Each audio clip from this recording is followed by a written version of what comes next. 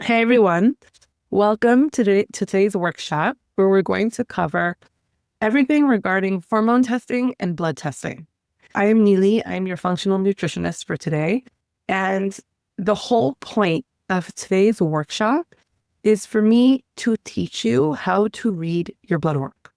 That is the entire point of today.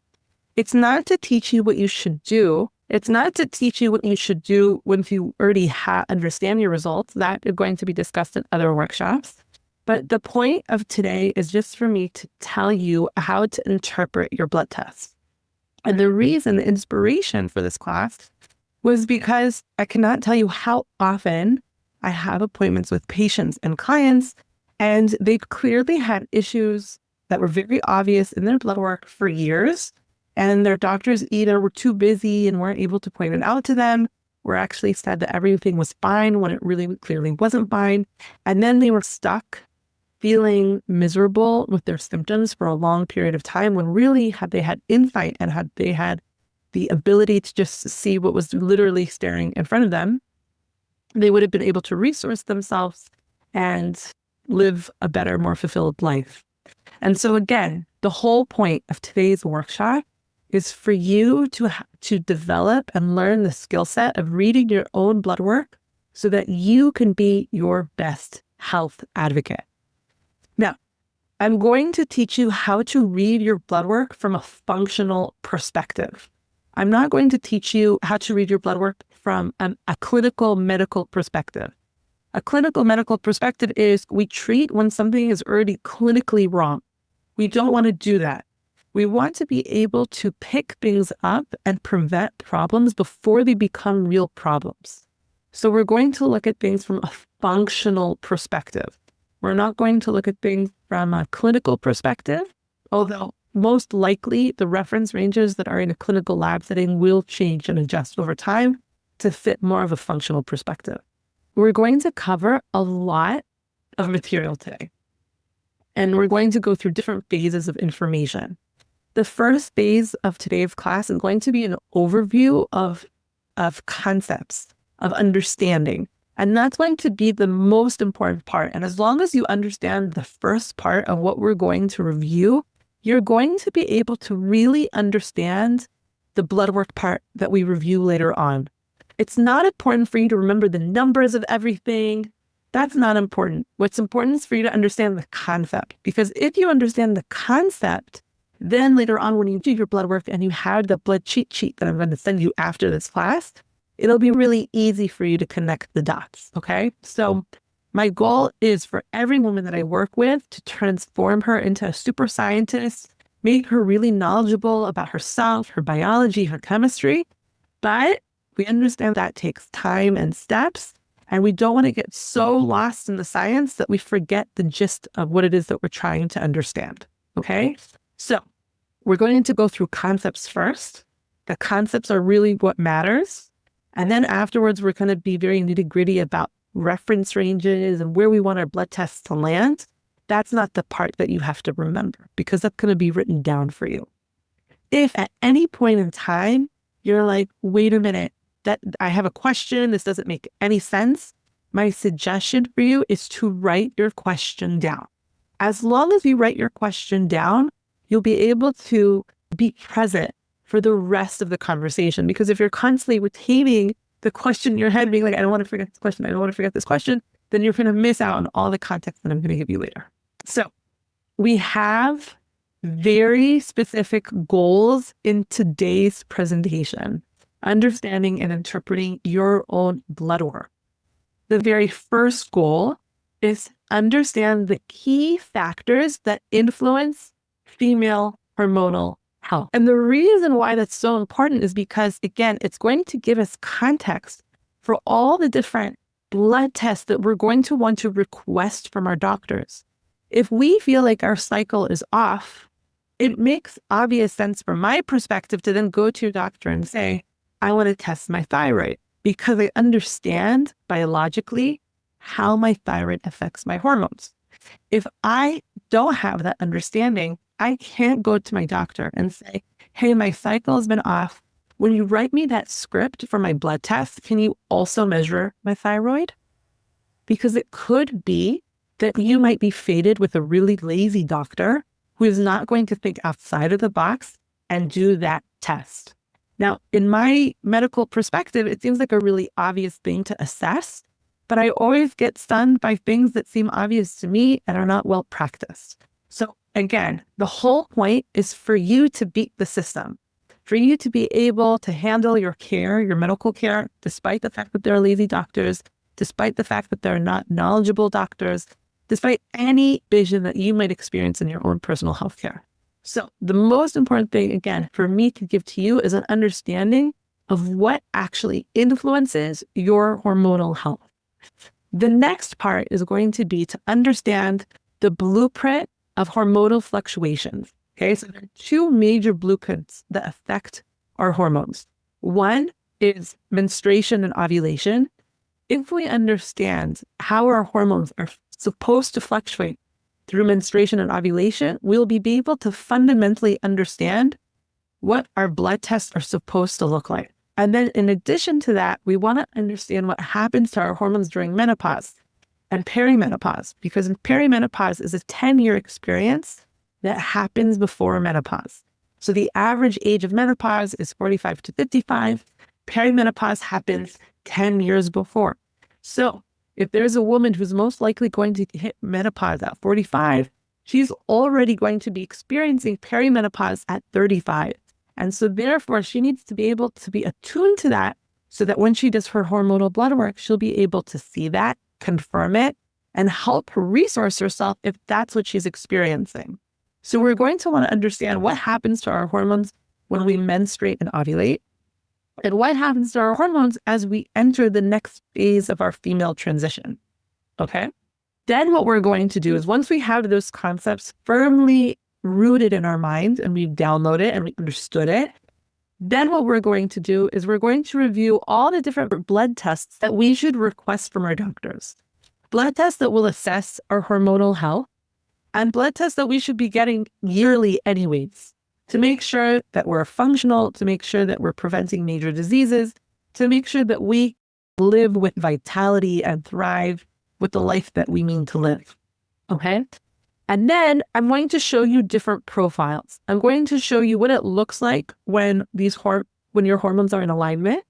And then I'm going to show you common problems that we find most women have with their hormones, whether it's estrogen dominance, low progesterone or progesterone deficiency, PCOS. And I'll show you what those profiles look like different days of your cycle. So if you are suffering from any one of those profiles, you'll just be able to match it to what I'm showing you typically happens and be like, oh, that's what's happening to me. My cycles are short because I'm suffering from progesterone deficiency. And not only that, I'm able to see why I'm experiencing progesterone deficiency. Is it happening because my estrogen is elevated? Is it happening because of stress? Is it happening because of low thyroid function? All of the above. Okay, isn't that cool? Cool. Okay. And then we're going to teach you how to put all the puzzle pieces together and give you next steps so that once you've listened to all this information, all this wealth of mental information I'm going to give you, you'll be able to leave this workshop and be like, I know exactly what I'm supposed to do next. Cool? So I know this is a very ambitious goal list, but I know that every single person here is totally capable of understanding everything that I'm going to teach you today. And not only that, once you know what I'm going to teach, you will never be able to forget it. It will be like a new language, and you'll be able to look at a blood test and be like, oh, I know what's going on here. Okay? So let's first talk about the influencers. Because in order to properly test and understand the state of your hormones, you need to first be able to assess the health of the glands that produce your hormones and identify the root causes of the imbalance. It doesn't help me to know that I have a hormonal imbalance if I don't know why I'm experiencing the hormonal imbalance to begin with. So yes, it's important to be able to look at my hormones and say, oh, I'm experiencing PCOS, or oh, I'm experiencing progesterone deficiency. But that's not enough. I also want to be able to identify what's the root cause. And most of the time, you can find that root cause in your blood test. Okay, so let's talk about the first influencers, the first part that affects your hormone production, which are the glands that produce the hormones. So when it comes to your gender hormones, there are 5 major glands that have the most impact. The hypothalamus, which is a gland that's inside of your brain. The pituitary gland, which is right underneath the hypothalamus, again, in your brain. The thyroid, which is a little bow tie shaped gland in your throat. Then we have the adrenal glands, which are 2 glands that sit right on top of your kidneys. They're like little caps or hats that sit on top of your kidneys, and they're your energy glands. And then, of course, last but not least, you have your ovaries, which is where you produce eggs and ovulate, etc. Okay? So these are the 5 different glands in which we produce hormones that directly affect menstruation and ovulation. So I want to show you a little bit about, very little, about how these are connected to one another. Now, of course, if you follow along with me on my journey for helping teach women about women's health, then you will learn more about the connection of these hormones. But we're just going to do a brief overview today so that you have, again, some context. So the hypothalamus and pituitary and ovaries work together in something called an HP axis. HPO axis is the endocrine system that directly controls menstruation and ovulation. Your hypothalamus, which again is a gland that sits in the middle of your brain, is able to assess, based off of the hormone levels that are fluctuating throughout your body, when it's the right time to begin the ovulation process.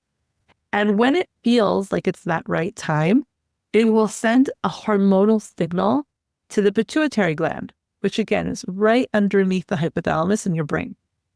And the pituitary gland will either send a signal through something called FSH, which stands for follicular stimulating hormone, or LH, which stands for luteinizing hormone, to the ovaries in order for the ovaries to produce the correct hormone production for either menstruation, ovulation, etc. If the pituitary gland signals FSH, okay, if the pituitary gland sends out FSH to the ovaries, it's going to produce estrogen and develop. Oh, okay. So 1 second. I'm getting notice that a lot of people are having a problem getting on. It's okay. Thank you. I really appreciate it. Pause 1 second, guys. I'm so sorry. Let me just see what's going on here. Why are people having a hard time getting on? There is a link. I'm so sorry, guys. Just 1 second. Why people can't join.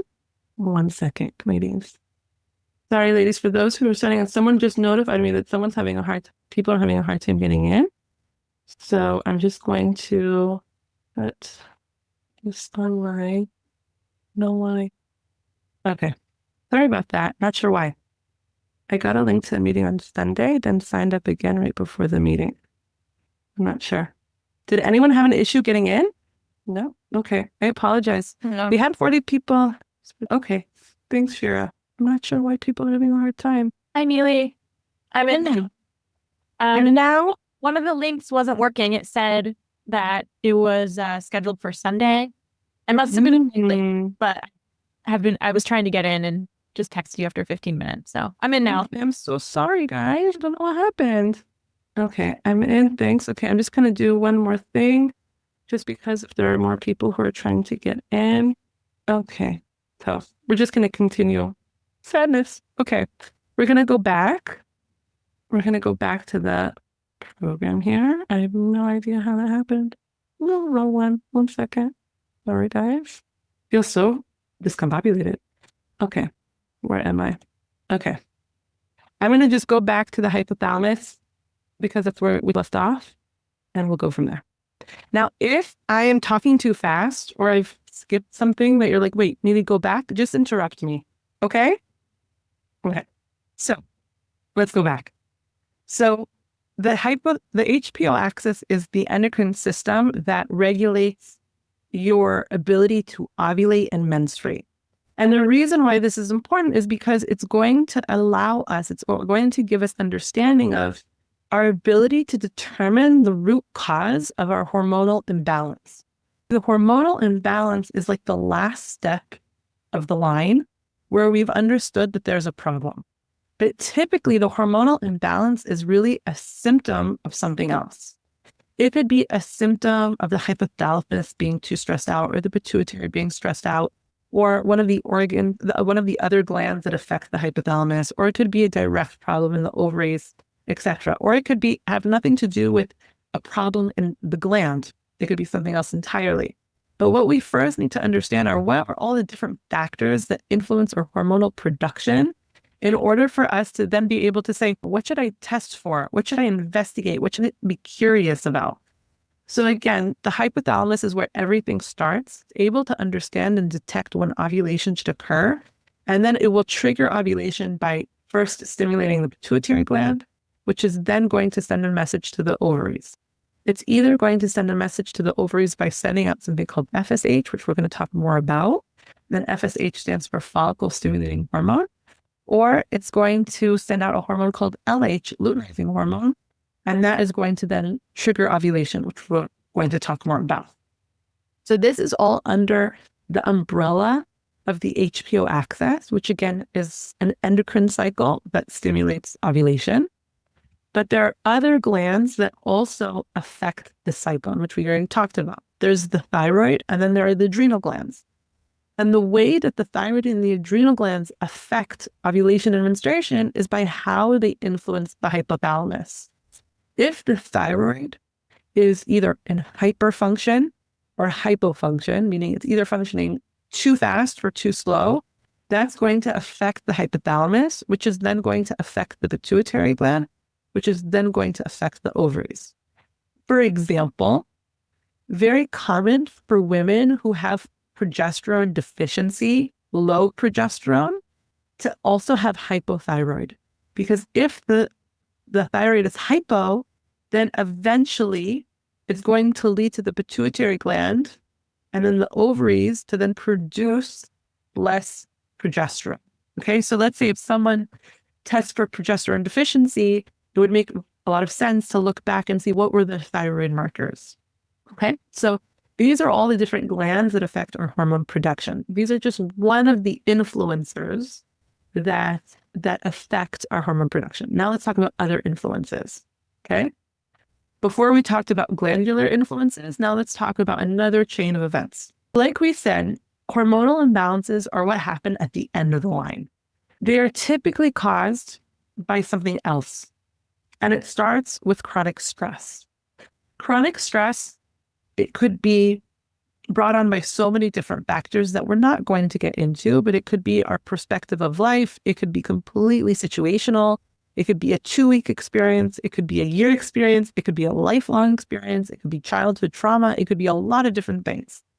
But the idea is that chronic stress negatively impacts the hypothalamus, which we saw early in this picture. And so if the hypothalamus is then stunted, the rest of the HPO axis is going to be stunted. And so therefore hormonal imbalances are very likely to occur.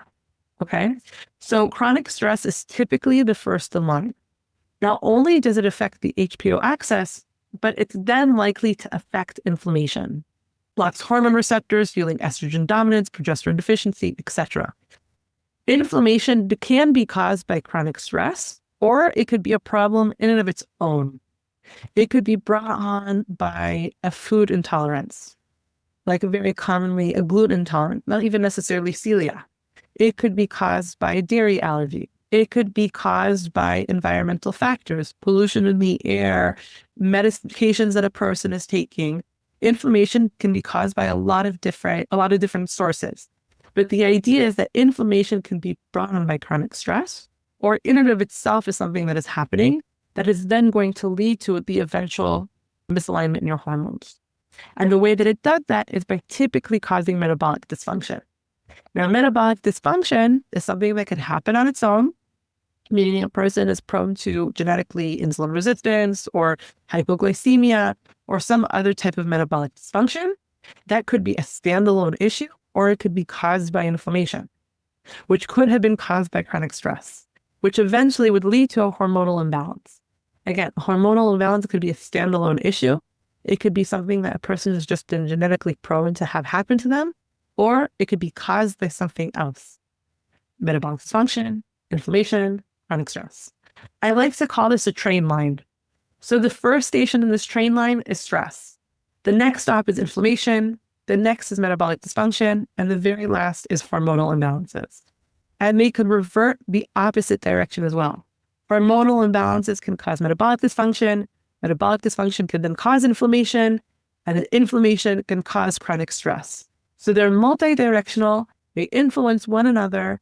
And in the issue of a hormonal imbalance, again, the whole point of understanding this is that we're trying to determine what is the root cause of the problem. If someone is experiencing PCOS, if someone is in perimenopause and having really horrible symptoms, if someone is not ovulating, why are all of these situations happening? And I'm going to discover that in the tests that I run. Are there any questions so far? No? Has everything been clear so far? Am I talking too fast? If it's okay if I am? Yeah? Okay. So let's go back.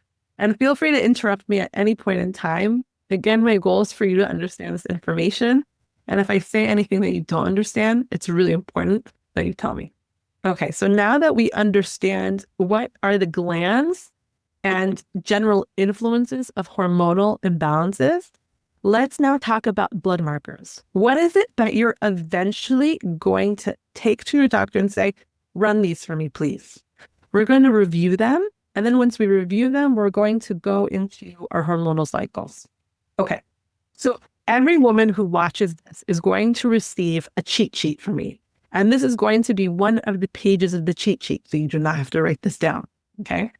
I split up the hormone tests or your blood tests in two different parts. There's basic blood work, and then there are hormone tests. They're two different things. On the left side, the basic blood work are the blood tests that you should do once a year, regardless of any problem, okay? Prevention is key. We are not mind readers. No one here in this room is a fortune teller. Your doctors are not fortune tellers. No one has X-ray vision. And so for that reason, it's important to have a yearly blood test. And it's important that it's thorough, because if we're trying to be preventative and stop problems before they fester, then we really want to investigate each of the issues that we're discussing. So everything listed here on this left-hand side should be something that you test for once a year. Many of these tests, as we're going to go through, are going to indicate certain issues with our hormones. For example, CRP, which is C-reactive protein, is an inflammatory marker. This could show us, for example, if the cause of our hormonal imbalance is inflammatory. If our CRP is elevated, then it's very likely that our hormonal imbalance is caused by inflammation, as an example. Okay, so these are things that will give us a lot of perspective on what's going on in our health and our hormones. And then the hormone tests. So here at the bottom, you're going to see all the different hormones that you should be testing for. Now, when you test them is going to be determined based off of your symptoms and what you're experiencing. The regular days that you want to test your hormones are going to be days 10 to 12, days 21 to 20, and days 2 to 3. Now, here's my issue. Most of the time, doctors will measure your hormones on day 2 to 3. Do not do that. No, most of the time, it's not the day that you want to test your hormones. For certain cases, like specific cases in perimenopause, it's actually a wonderful day to test your hormones. But for most women, day 21 is the preferred day to test. However, and this is a really big but, as we're going to learn, your hormones fluctuate. And in order to get an adequate picture of what is going on with your hormone, you're going to have to do at least 2 hormone tests to be able to understand the health and efficiency of your hormones. So the best days to test your hormones are on day 10 to 12 and day 21 to 23. Okay? Some doctors will say that the better days would be 12 to 14, but I actually disagree with that. And that's why I'm writing day 10 to 12. In the slides, I'm going to make it more simple and I'm going to say days 10 and 21, but just know that there is a flexible range. And so if for whatever reason, because of a holiday, because of the weekend, you're not able to test on day 10, you could plan on testing on day 12 and you could still be able to decipher your results based off of the information that we're going to go over here. Okay. So after this lecture, you're going to do this basic blood work once a year. And then depending on what you glean from this workshop, you're going to test your hormones on each of the 3 sample days. Day 10 to 12, day 21 to 23, day 2 to 3. And these are going to be the prospective hormones that you measure. Estrogen, progesterone, DHEA, free and total testosterone, FSH, LH, and prolactin. Okay? And we're going to review what are the actual numbers, what are the actual reference ranges that you want to fall into, because most reference ranges are really outdated and not functional.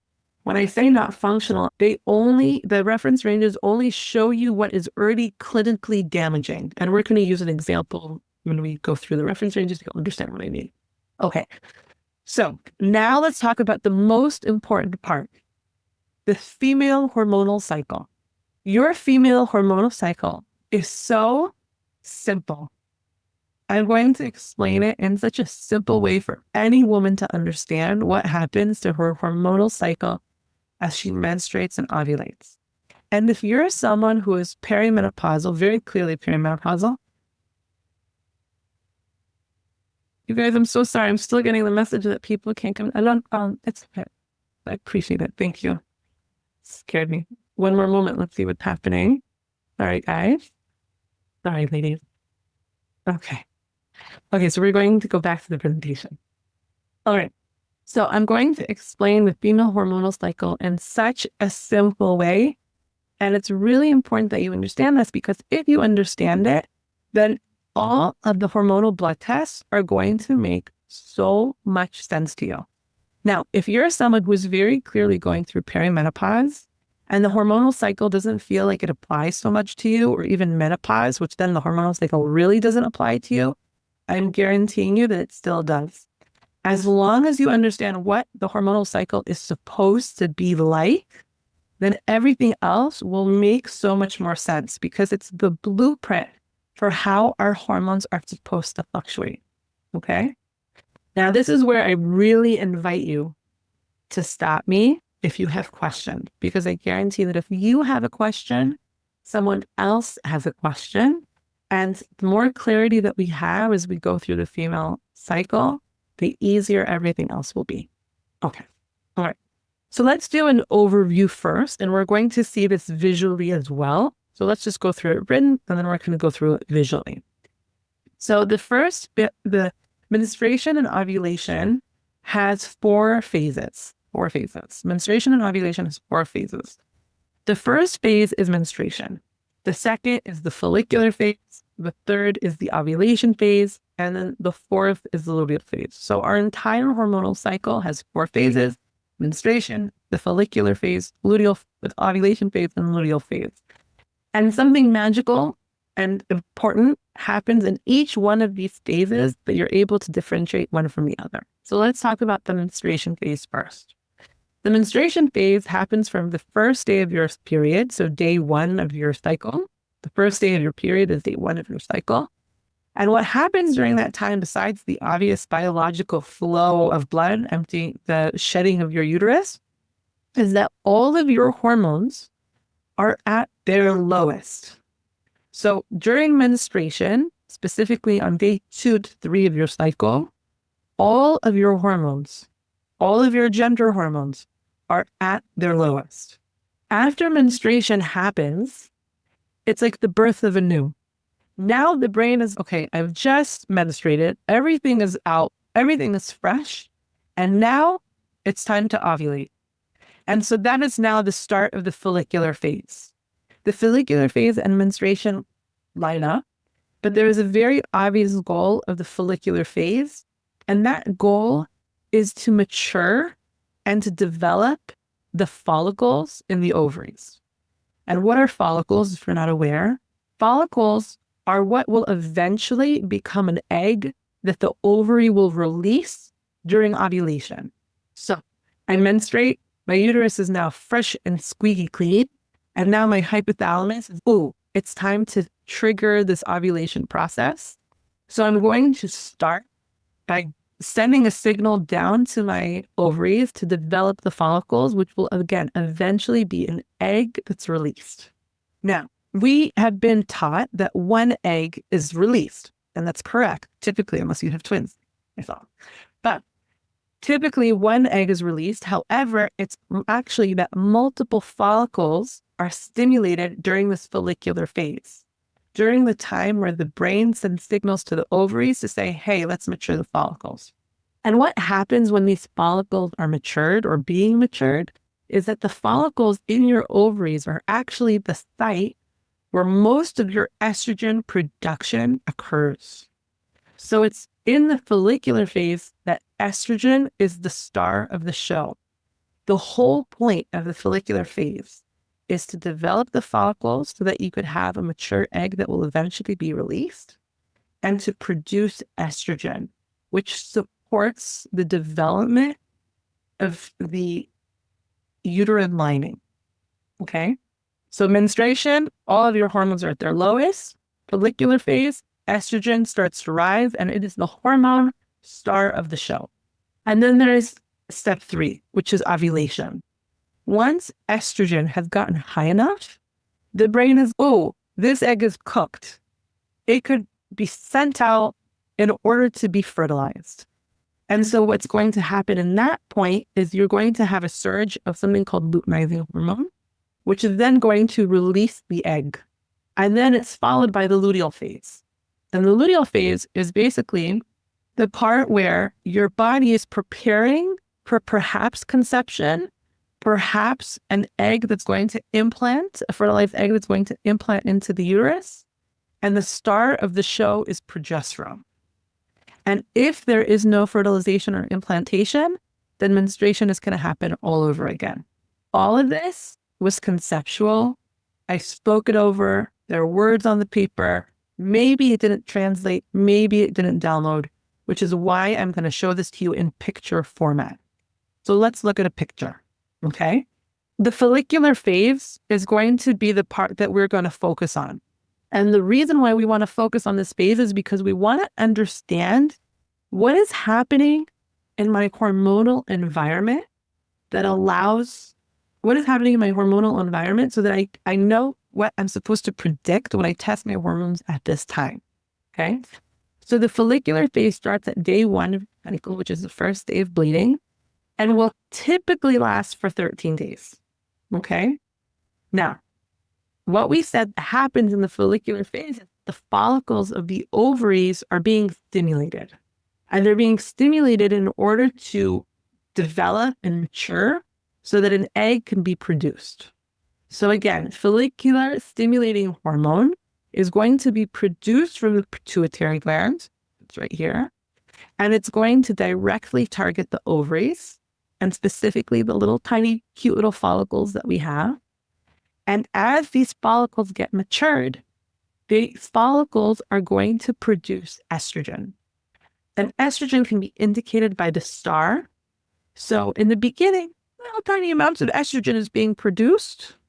Estrogen is that beautiful hormone that makes women so special and so amazing and so much better than men. And then as these follicles start getting more and more mature, they produce more and more estrogen. So what can you imagine happens during this time? As you go from day 1 to day 13, estrogen starts to rise. Does that make sense? So day 1, estrogen at its lowest. Day 13, estrogen at its highest. Does that make sense? And then of course, like what we said before, once estrogen gets to a certain threshold, then that's going to signal the hypothalamus to be like, oh, this egg is mature. There must be at least one egg here that is mature, and I'm going to make it leave the ovaries so that it can get fertilized. And that brings about the luteal phase. So we have ovulation, which really varies from woman to woman. Sometimes it's earlier, sometimes it's later. But for the sake of just having a typical overview, we're just going to say it happens on day 14. And the way that we ovulate is we produce something called luteinizing hormone from the pituitary gland. It's like a garage door clicker. That's I think, the best way to explain luteinizing hormone. It's what the brain sends out to say, click. The follicle ruptures, the egg is released, and now the car has left the garage.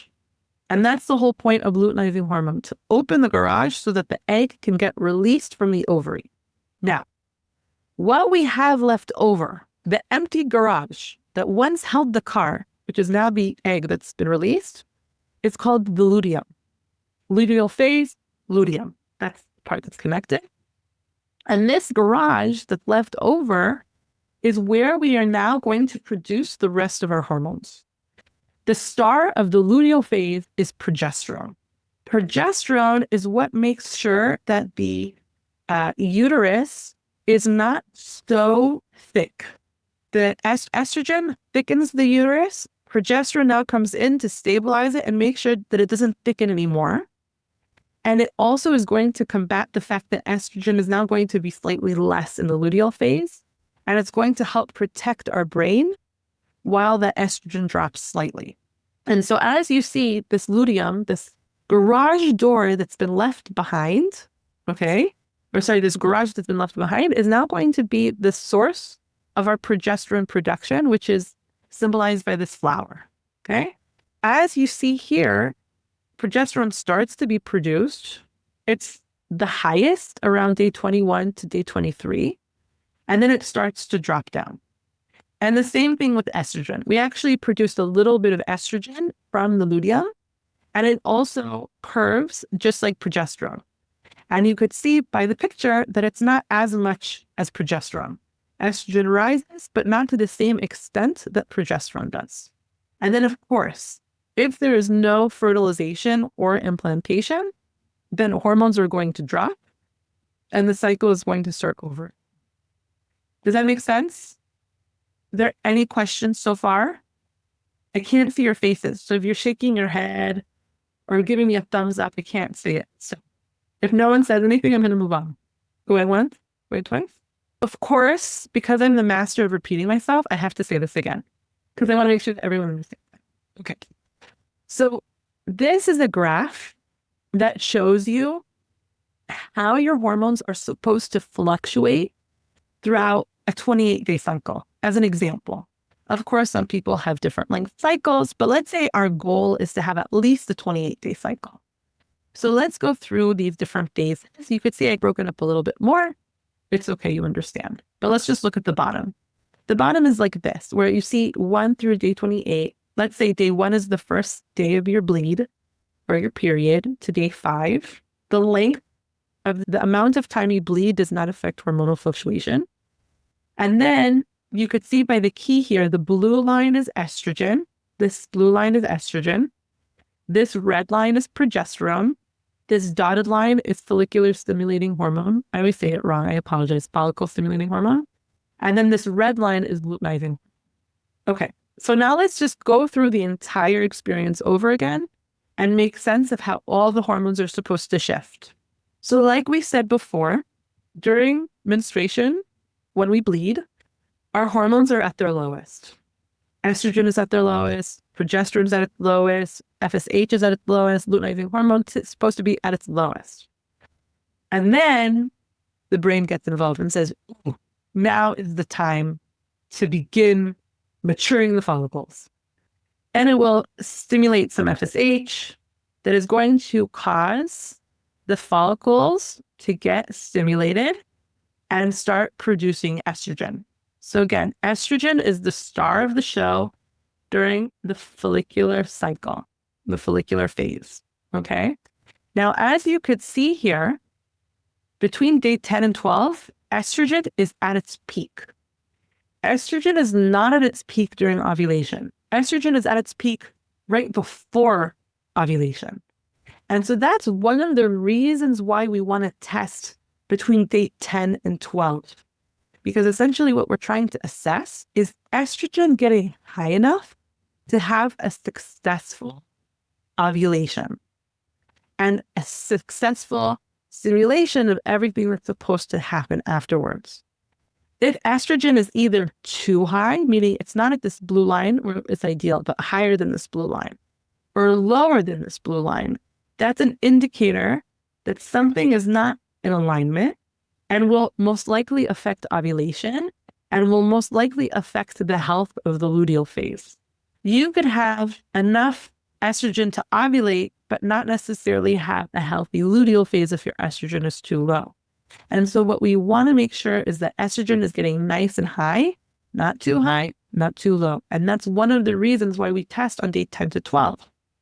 If I didn't understand the hormonal cycle, then I might not be encouraged or make a point to ask for a test on day 10 or 12. Does that make sense? Hormones are at their lowest, the follicles get stimulated, estrogen goes up, it's at its highest around day 10 to 12. And then what happens is luteinizing hormone gets triggered because estrogen got high enough, and it's going to cause for the egg to release. Now, where is estrogen being predominantly produced? Estrogen is being predominantly produced in the follicles. Once estrogen reaches this max height that it needs, the brain is no longer going to stimulate the follicles. And so therefore, estrogen is going to start going down. The only reason why estrogen goes up is because the follicles are stimulated. Once the follicles have been stimulated enough, there is no reason for them to produce more estrogen, specifically after ovulation. We're not stimulating more follicles. And that's why you're going to see the natural decline of estrogen. Okay? Now, before we explain this estrogen bump, let's now talk about progesterone. Why do we produce progesterone? Because we ovulate it. Progesterone is produced only after ovulation. Let's look at this picture. I have to ovulate. I have to produce the egg, send it out into the stratosphere in order to have the luteum be empty for it to produce progesterone.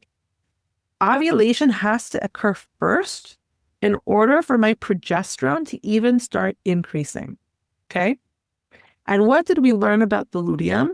Is that it produces a large amount of progesterone and a small amount of estrogen. And that's why we have this estrogen bump right here. We have this estrogen bump right here because the luteum also produces a little bit of estrogen as it develops.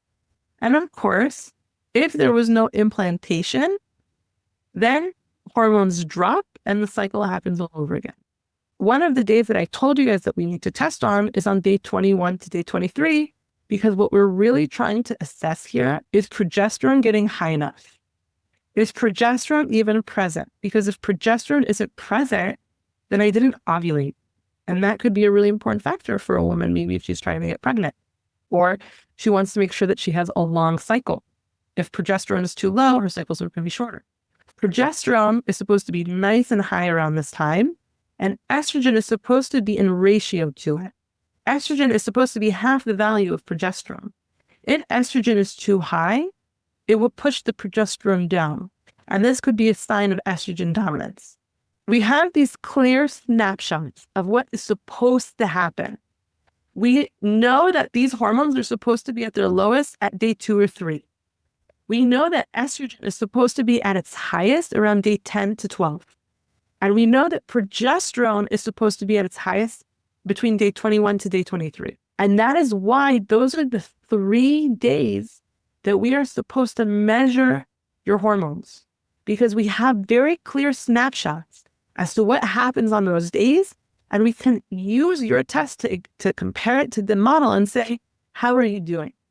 Are you fulfilling this idea that your hormones are lowest at day 2 to 3? Are we fulfilling the idea that your estrogen is highest at day 10 or 12? And are we fulfilling the idea that your progesterone is highest on day 21 to day 23? If it doesn't match that, then we know that there's a problem. Now, having one snapshot is not enough. Meaning, if I tested your hormones on day 10 to 12, I could see that your estrogen got high enough, great. But that doesn't necessarily rule out what's going on in the luteal phase. It's not necessarily ruling out, wait, is there estrogen dominance that's happening? Is your progesterone getting high enough, etc.? So it's really important that we test our hormones on multiple days in order to have a very clear picture. Now, if you have a really excellent doctor, then they will give you permission and prescriptions to do tests on all 3 of these days.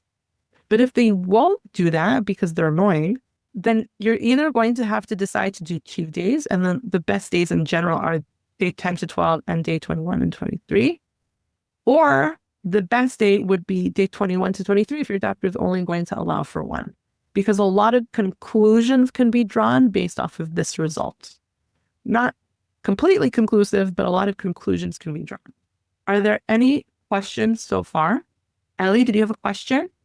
Yes. So I'm sorry if you covered this. No, go for it. So for those people who, like myself, who don't have a cycle, haven't regained a cycle postpartum, Yes. which stage are we like stuck in? And do you have any advice? And obviously there's no way to know like what day to test. Does it just not matter what day I test? And would I want to test more than once still, or? It's a very excellent question. So let me just repeat the question. There are many situations in which you might want to test your hormones. Given the situation, it's going to depend how you test. If someone is postpartum and they have lost their cycle because they're nursing or just because their period hasn't come back yet, is it a good idea to test for hormones? And so the question is, it really depends. It really depends on your history, and it depends on what it is you're physiologically experiencing. For most postpartum women, I would say not worth testing your hormones because it's not going to give you a predictive snapshot of your hormonal health, because it's being overridden by the fact that you're most likely nursing, right? Are you nursing, Ellie? Yes, I'm still nursing. I'm not postpartum though. So, oh, that's amazing. That's a good sign. That's a really good sign. So why do women lose their period when they're nursing? Because when you're nursing, your prolactin is really high. Prolactin drops down your estrogen. You need to have estrogen in order to ovulate. Prolactin stunts that process from happening. So it's actually really healthy for a nursing woman to produce a lot of prolactin and then to inhibit her cycle. If you are 14 months postpartum and you still haven't gotten your period and you're still nursing, from my perspective, that's a really good hormonal sign. So you would be better off doing the basic blood work rather than doing hormonal blood work. After your period came back and you wanted to assess your hormonal health, don't do it right away. Wait maybe 3 to 4 cycles for you to get back into the swing of things, and then you could test your hormones. Okay, that's super helpful. Is there any reason why I would want to get I don't know, I felt like it's nice to have a cycle because I feel more in touch with my body. I still am nursing quite a bit, but is there any benefit other than just feeling and knowing your body to having a cycle? No, it's actually really wonderful not to have your cycle in this predicament. There's a big benefit from nursing and stunting your cycle. And the benefit is that you actually will get to menopause technically later in time. Because as we're going to learn actually very soon what triggers menopause, the less you mature your follicles, the less follicles you have less. And so therefore you push off menopause slightly. So this is a really good reason to push off your cycle. So if you want to continue nursing and it doesn't bother you not to have your cycle, then you go for it. It's actually really good for your whole hormonal health in general. Wonderful. Thank you. Any other questions on the information that we just went over? Did anyone not understand the science behind it? Does anyone want me to go over something very specific before I move on to explaining what perimenopause and menopause is and its blueprint? Can I ask a question? I have extremely light cycles, like super light. Like You mean light periods or light periods? Ah. What hormone would that be caused from, like a low or a high, or what would I be trying to check? Having light cycles is not necessarily an issue. It's more of it could be a prediction that maybe you're not ovulating. It could be. I had all my kids with those type of cycles. So most likely it's not an issue for you. It's not an issue. Like Most likely it's not an issue. I wouldn't even be worried about it. Interesting. It depends. What I would say, and this is really important, is that one dot does not draw a line. So if you're saying to me that you just have light cycles, like periods, and if they're just super light, then that in and of itself doesn't mean anything.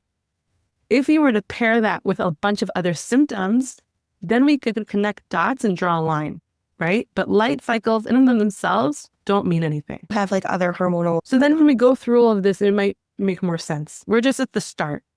So afterwards, you could message me privately and tell me all the different dots, and then I could be able to help connect the dots for you.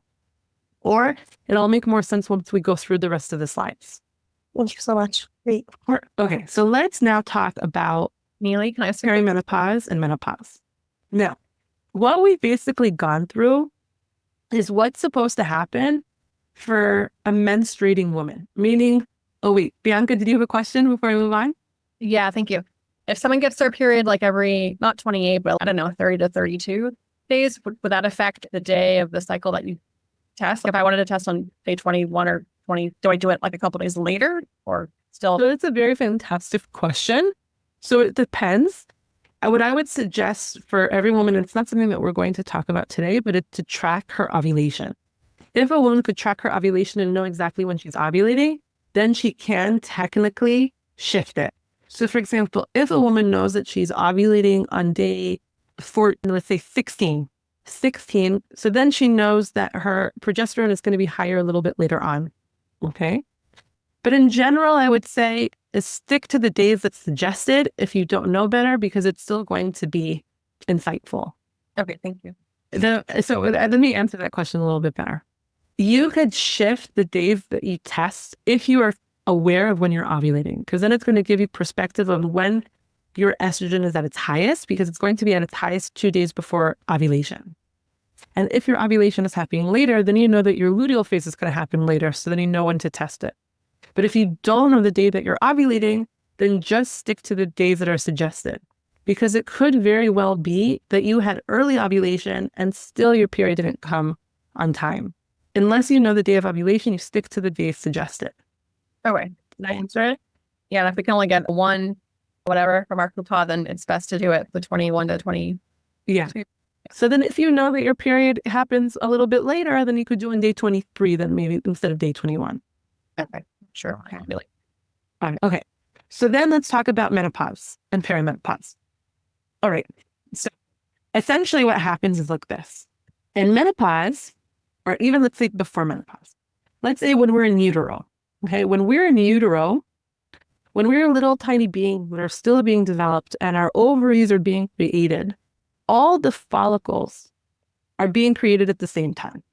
So all of our future children are already being created inside of us. Crazy. And we have about 7 million follicles upon conception. So before we're born, we have 7 million potential wannabe eggs. But these eggs, these follicles are really susceptible to oxidation, inflammation, and damage. We don't sleep well, boom, there go our follicles. We don't eat well, boom, there go our follicles. We stress out over little things, boom, there go our follicles. Our follicles exponentially decline as we age. Even at birth, we have between 2 to 1.5 million follicles left. They're subject to oxidation and damage. And when we're most fertile, our follicles can be anywhere between 150,000 to 1.5 million. Okay? And what happens is, as we get older, we'll hit a critical number with follicles, typically around the age 36, 37, 38, even 40. Sometimes it's past 40. But let's just say between our late 30s and our early 40s, we'll have such an exponential loss of follicles through different types of damage that our ovaries start to become less responsive. So now let's go back to this picture for a second. Okay. Our hypothalamus sends a hormonal signal to the pituitary gland. The pituitary gland sends a signal to the ovaries. The ovaries, if they have responsive follicles, will send a signal back to the pituitary gland saying, hey, I heard your message. I got it loud and clear. I will stimulate the follicles that I have, and I will mature them, and I will produce a healthy egg. That's essentially what we do as we menstruate and ovulate. Pituitary gland sends a signal to the ovary, send a signal back to the hypothalamus. The pituitary gland saying, hey, I got the message. Once we reach a critical threshold of follicles left over, our follicles become less responsive. And this really has to do more with inflammation than it really has to do with the amount of follicles left over. Because in my personal opinion, I don't think that there's a more stressful time than a woman in her 30s and 40s. The more responsibility, the more children to raise, jobs to have to juggle, lack of sleep, everything is compounded in a woman in her 30s and 40s. And I feel like most of this decline happens more because of lifestyle stress and lack of sleep more than actual quantity of eggs. But once the eggs reach a certain threshold, the ovaries become less responsive. And because they become less responsive, ovulation happens less and less. So essentially what happens in perimenopause is that ovulation is happening less frequently. And because ovulation is happening less frequently, this is not happening. So then progesterone is not being produced like it's supposed to. And so one of the first signs of perimenopause is progesterone deficiency. Ovulation is less frequent, therefore progesterone production is happening less and less. Low progesterone has a lot of different consequences, like mood support, for example, not having the type of mental stability that you once had when you were just so young and fertile and shiny and squeaky clean. Okay, so essentially, what is perimenopause? It is the beginning of the inconsistency of ovulation. And as you go through menopause, or perimenopause, excuse me, you'll hit 3 different phases. And we'll go through those different phases of what's going to happen to your hormones. But it's essentially low progesterone, then estrogen dominance, and then eventually low estrogen and low progesterone. What happens essentially is that this starts becoming less predictable, but it has a certain pattern, and you can actually test for that pattern to see, is this something that you've entered? Okay.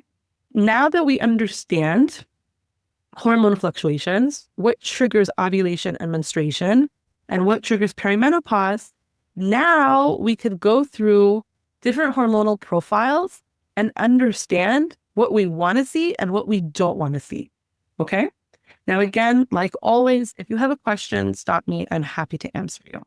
Okay, so let's go through expected blood tests. So just as a summary of what we saw, okay, I suggested that when we do a hormonal blood test, when we want to be our best health advocates and have an accurate snapshot of what is going on with our hormones, again, we said we want to test day 2 or 3, day 10 to 12, and day 21 and 23. And because we are now smart and educated, we understand that our hormones are going to look different depending on what day we test.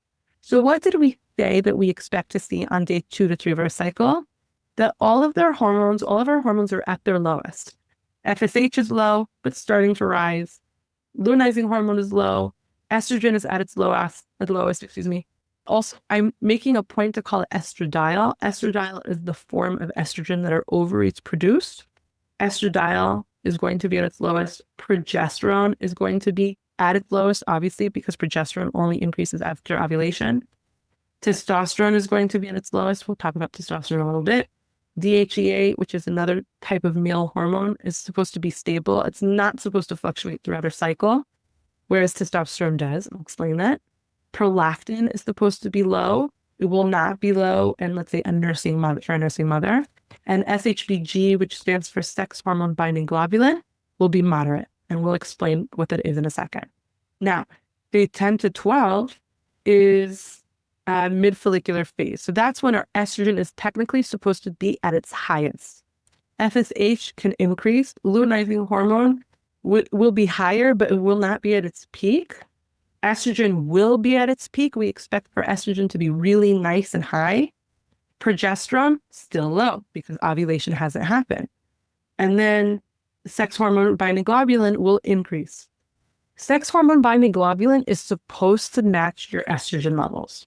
So as estrogen increases, sex hormone binding globulin is also supposed to increase. And it means a lot when it doesn't match estrogen. And that's one of the reasons why we test it. Okay. And then we have day 21 and day 23, all the same hormones, except what we imagined to see is FSH is going to be low, hormone is going to be low, estrogen is going to be moderate to high. It's not going to be low like it is at menstruation. It's not going to be high like it is on day 10 to 12, but it's also not going to be, it's going to be medium. And it's definitely not going to be as high as progesterone. Okay. And then now progesterone is at its peak because it's after ovulation. And testosterone is going to be low. That's the predictive cycle that we expect to see. And it's just basically a written out version of what we saw on the graph. Now, this next graph or this next sheet slide, whatever you want to call it, is really important because these reflect what is functionally optimal. This is not going to match the reference ranges that you will see in your blood test. Those reference ranges are clinical reference ranges that highlight problems once they are past due. And also, in my opinion, extremely outdated. There are certain reference ranges that get modified over time because there's a big pharmacological component. There are a lot of medications out there that want people to be within a reference range so that they could push the drugs. Not the same case when it comes to hormones. And so the reference ranges tend to be very outdated, and also because there's less attention on women's health. And that is one of the reasons why I am pushing this lecture, because what is functional is not the same as what's clinical. We want to be within a functional reference range. We do not want to be outside of that functional reference range, because if we are, we're experiencing symptoms, and we can experience those symptoms for a long time until it gets clinical. Okay? Now, one more thing that I want to say, it's really important to understand the difference between functional and clinical. There's a very big difference between feeling like you're thriving, feeling like you're living your best life, and having a medical problem. What we want to do is have women be in the reference ranges that allow for them to feel like they're thriving. And there's a gray zone where women could land in and not feel like they're thriving and have a hormonal imbalance that's not quite decided to be medical yet. And the whole point of this workshop is to educate you on what those reference ranges are and understand why they're those reference ranges, so that when you read your own blood work, you could say, I clearly have a problem here. Okay? So what I wrote down here are what are the optimal levels for each day in a cycle. Day 2 or 3, this is what's optimal for estrogen. This is what's optimal for progesterone. This is what's optimal for testosterone. I don't think it's wise for me to go through each number, but I do want to highlight certain numbers because they're very different from the reference range. Now, you'll also see that I gave you 2 different numbers because it has to do with the lab and how it measures the hormone. Meaning, what's the reference or what's the form of measurement that they're measuring the value? And so depending on the lab and depending on the country that you're in, the lab result will be different. So for example, in America, you're most likely to see estrogen be in the range of 30 to 50, whereas in Israel, depending on the lab, you'll see it be between 110 to 183. So that's why I provided 2 different values, so that depending on which lab you go to and what the result, you'll be able to match it up accordingly. And so this is what I would like to point out. The first one that I'd like to point out is estrogen. Sometimes the reference range, I'm going to stick to moles per liter because I feel like it's a more common reference range. Sometimes the reference range will fall below 110. It'll be something like less than 70. Less than 70 is not good. That's not a good reference range, because what that means is that estrogen is getting too low at the start of your cycle. And that could indicate things like migraines or headaches that are related to your period.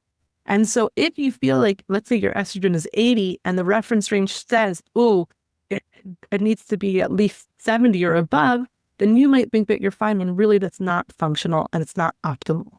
So that's something that you should pay attention to when it comes to the reference range for estrogen. And then one more thing that I would like to point out is the reference range for DHEA. The reference range for DHEA is way too wide and what is thought to be acceptable or applicable. So really what we want it to be is anywhere between 2 to 4.5. That's ideal. Most of the time, the reference range will be until 11. That's ridiculous, because if your DHEA is over 11, between, let's say, 6 to 11, that's already showing an adrenal problem or some type of androgen dominance that is already stopping ovulation from happening and could be affecting progesterone deficiency. So that's another thing that we want to pay attention to. Now, remember, DHEA is a stable value. So whether you measure it on day 2 to 3, whether you measure it day 10 to 12, whether you measure it on day 21 to 23, it should always remain within that value. Okay? Now, something that you want to pay attention to between day 10 and 12 is your testosterone. If you ovulated early, then your testosterone is going to be higher on this test. your testosterone is going to peak in your cycle around day 13, day 14, right around the day of ovulation. It's a little nice natural perk where testosterone slightly increases and we have an increased sex drive right around the time that we ovulate. And so testosterone gives us that boost in our sex drive. If we ovulate early, then we're going to see that our testosterone is higher, and we might confuse that with an androgen excess. And then again, that's why it's important to test your testosterone also on day 21 and day 23, because if your testosterone is not high on that day, then we fundamentally understand, oh, we're not experiencing androgen excess. The high testosterone that I experienced earlier was just that testosterone bump that I get right before ovulation or right with ovulation, and that's all that was. Does that make sense? So this should be your new reference range for what is considered normal, functional, and optimal throughout your cycle.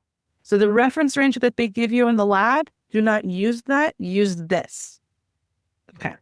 Now what I would like to do is go over very common hormonal patterns that women can experience that destroy their life, show you what to look for so that you could see, this is what I'm experiencing. There aren't actually that many hormonal problems. There are not that many. And so if we're able to very clearly see, this is what I'm experiencing, then we could resource ourselves and say, okay, this is what I'm experiencing. Now let me go back to what are the potential causes of this, make sure that I tested for that and see if I could connect the dots. And then now that I connected all the dots, now I could resource myself and say, I'm either going to go to my doctor and say, this is what I'm experiencing, validate it, give me resources and help me, or you could go to another type of practitioner or another type of messenger of good health and receive the support you're supposed to receive. You cannot receive that support unless you know what's going on. So let's talk about the first common pattern that we see in hormonal problems with women, which is estrogen dominance. Estrogen dominance implies what the name implies. Estrogen is too high relative to progesterone or just in general. So estrogen could be too high in the first phase, the menstruation phase. It could be too high in the follicular phase, and it could be too high in the luteal phase. There are different forms of estrogen dominance, and what estrogen dominance is applying to is elevated estrogen in either one of those phases. So again, when we're talking about estrogen being too high, it depends on the phase because we know that we want it to be high in a certain value. Okay, so all right, what did I want to say here? The typo. I have to fix this. So estradiol, the follicular phase, estrogen is supposed to be between, I apologize. This is a typo. So let me fix this for you. Let me clarify. This is what estrogen is supposed to be like during the follicular phase. It's supposed to be, what happened here? That's so interesting. Yeah. It's supposed to be until about 900. If estrogen goes over 900 to about 1500, it could very well be a sign of estrogen dominance. Estrogen is too high and is most likely obstructing ovulation from occurring. So I'm going to just fix this. This should be 900 and not 734. Okay. So if estrogen dominance is happening in the follicular phase and disrupting ovulation, it's going to be between 900 to 1500. If estrogen dominance is happening in the luteal phase, which is something that could, let's say, happen in perimenopause, then it's going to be over 9. Okay, so if you test your hormones on day 21, it's going to be over 900 if someone's experiencing estrogen dominance. If they're experiencing estrogen dominance in the follicular phase, again, it's going to be between 900 to 1500. Okay, now, estrogen dominance can drive progesterone down. And if you're suffering from low progesterone, if you have a progesterone deficiency and you want to know what the cause of it is, or actually, let me say this a little bit differently. Let me make more sense. We have this hormonal condition called estrogen dominance. You can have estrogen dominance in the follicular phase. You can have estrogen dominance in the luteal phase. It's not a fun thing to experience, totally throws off ovulation, and can affect progesterone production. When we have low progesterone, it can happen for a variety of different reasons, or it could happen because of estrogen dominance. So if you're measuring your estrogen dominance in the luteal phase, we would anticipate to also see that progesterone is going to be low. Does that make sense? If someone has progesterone dominance in the luteal phase, their progesterone is going to be low. Now, the best days to measure estrogen dominance, like I said, is either going to be on day 10 or day 21. Okay. Now, something that's really important that can help us determine the root cause of estrogen dominance is the following marker, SHBG, sex hormone binding globulin. Like we said before, SHBG is relative to estrogen production. So if my estrogen is really high, my SHBG is likewise going to be high. But what happens if my estrogen is really high and my SHBG is not? That is most likely a sign of some type of insulin resistance. It's most likely a sign that the estrogen dominance is not happening because of a dysfunction in the ovary, but because metabolic dysfunction is negatively affecting your hormones. And that's why SHBG is a really important marker to test with your hormones, because it could identify a root cause to the problem. Okay? Any questions on estrogen dominance? So now let's talk about progesterone deficiency. Okay. Deficiency is essentially saying I'm not producing enough progesterone in the luteal phase. It makes sense that I'm not going to have progesterone on day 2 to 3 of my cycle. It makes sense that I'm not going to have progesterone on day 10 to 12 of my cycle because there was no ovulation. Progesterone is something that must be produced after ovulation.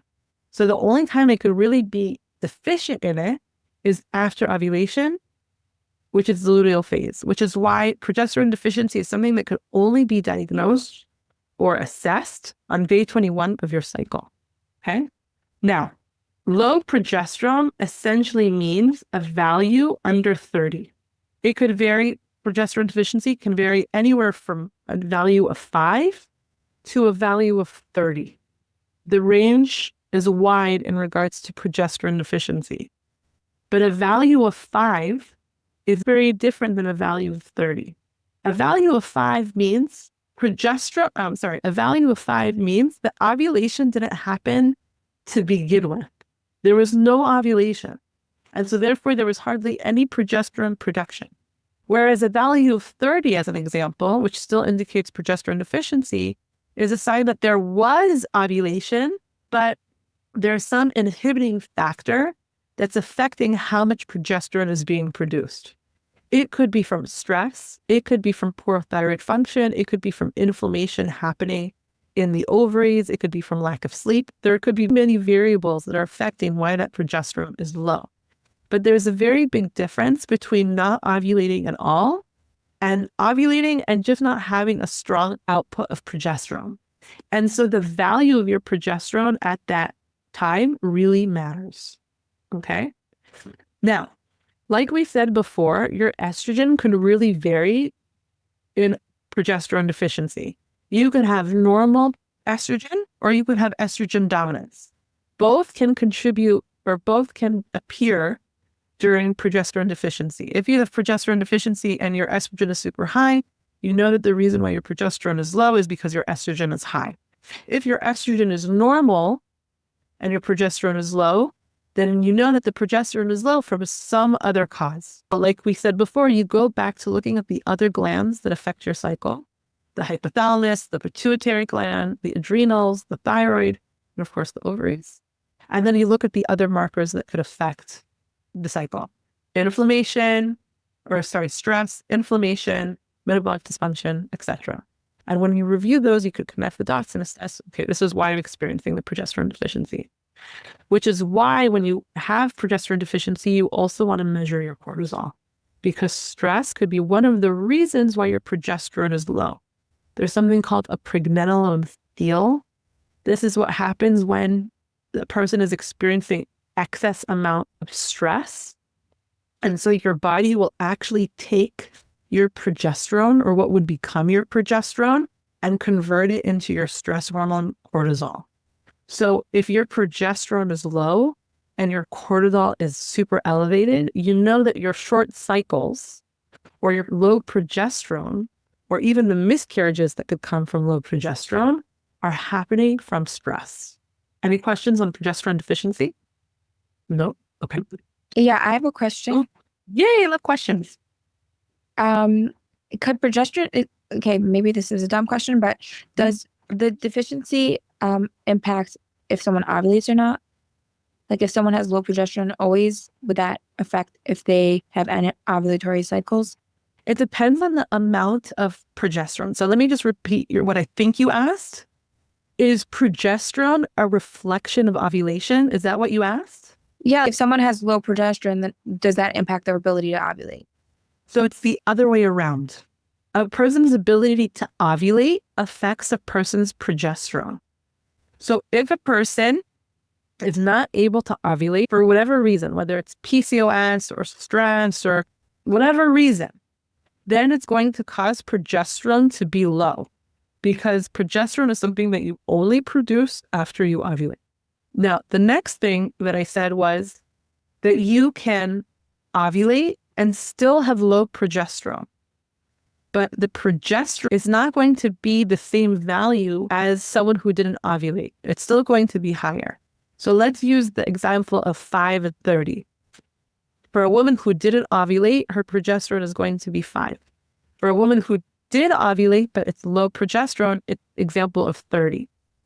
The health of the ovulation or the success of the ovulation does not necessarily reflect on the low progesterone. That low progesterone could be low for so many different factors. Like I said, inflammation in the ovaries, thyroid function, stress, sleep, etc. But having low progesterone doesn't necessarily push off the next ovulation. Does that make sense? Got it. Thank you. Okay. Any other questions? Okay, so just to sum up what we said, we had estrogen dominance. We said the best days to test for that are on day 10 and day 21. And we talked about progesterone deficiency, and we said that the best day to test for that is day 21. So obviously we're seeing just from these two examples, day 21 is a really good day to test hormones. Okay. Now let's talk about PCOS. Let me explain for a moment what PCOS is, and then we're going to talk about how to identify it. PCOS is a hormonal imbalance that affects 1 out of every 10 women. Okay, so that's 1/10 of the female population. It's ridiculous. It really shouldn't be that high, and most likely is higher, but that's a whole separate story. Now, PCOS stands for polycystic ovarian syndrome. So let's go back to the case of ovulation and menstruation. When we want to ovulate, we first send a signal from the brain to the ovaries to mature the follicles, okay? So like we said before, it's not just one follicle that gets matured. It's actually a bunch of follicles that get matured. Let's say like 10, okay? So the brain sends a signal to the follicles, and there are these 10 follicles on the ovaries that are slowly maturing over time until one of them will be mature enough to then become an egg that gets released. What happens in PCOS is that the follicles never fully mature. And so instead of one of the follicles bursting and then having an egg that gets released, okay, instead of that happening, the follicles, which are now enlarged because they were maturing but didn't complete to mature, now are like cysts that are on the external, that are protruding from the ovary. Essentially, polycystic ovarian syndrome is a condition of a retarded growth of the follicles. They matured, but they didn't mature completely, and ovulation does not occur. Now, generally with PCOS, the body is trying to ovulate and doesn't ovulate. So ovulation is less likely to occur. It could still happen. Someone with PCOS can ovulate a few times a year, depending on the condition, the type of PCOS that she has, and what the driving forces are. But in general, when someone has PCOS, ovulation does not occur. Okay? And now that we understand that ovulation doesn't occur, we could then understand the profile a little bit better. Another thing that's really important to understand is that PCOS has a lot of different root causes. Inflammation, metabolic dysfunction, adrenal dysfunction, etc. And so depending on what the root cause of the PCOS is, the profile is going to look different. So I'm going to show you PCOS from an ovarian origin, and I'm going to show you PCOS from an adrenal origin, and you're going to be able to understand the difference. Okay. And of course, again, if you have questions, you can stop me. So in PCOS with an ovarian origin, okay, this is what it tends to look like. Follicular stimulating hormone tends to look normal. Okay, nothing weird about normal, the FSH. Now, here's where it gets unique. Luteinizing hormone tends to get higher. Now, it will still shift throughout the cycle, but it will be higher. So it'll either be out of bounds with the reference range. So let's say when luteinizing hormone was supposed to be around 3 to 5, it might be 10 when it's not supposed to be at any part of the cycle. Okay, so luteinizing hormone is going to be high. And that's very curious because ovulation is not occurring. Okay, so luteinizing hormone is high, but here's where nuance is really important. Sometimes luteinizing hormone does not appear high, but is not in consistent ratio with FSH. And so ratio is really important to understand. Luteinizing and follicular stimulating hormone have to be in a 2 to 1 ratio, or excuse me, in a 1 to 1 ratio, excuse me. When luteinizing hormone is now higher than FSH and reaches a 2 to 1 ratio, then we start to suspect PCOS. And this is something that's very obvious to see when PCOS is not tested for on the right day.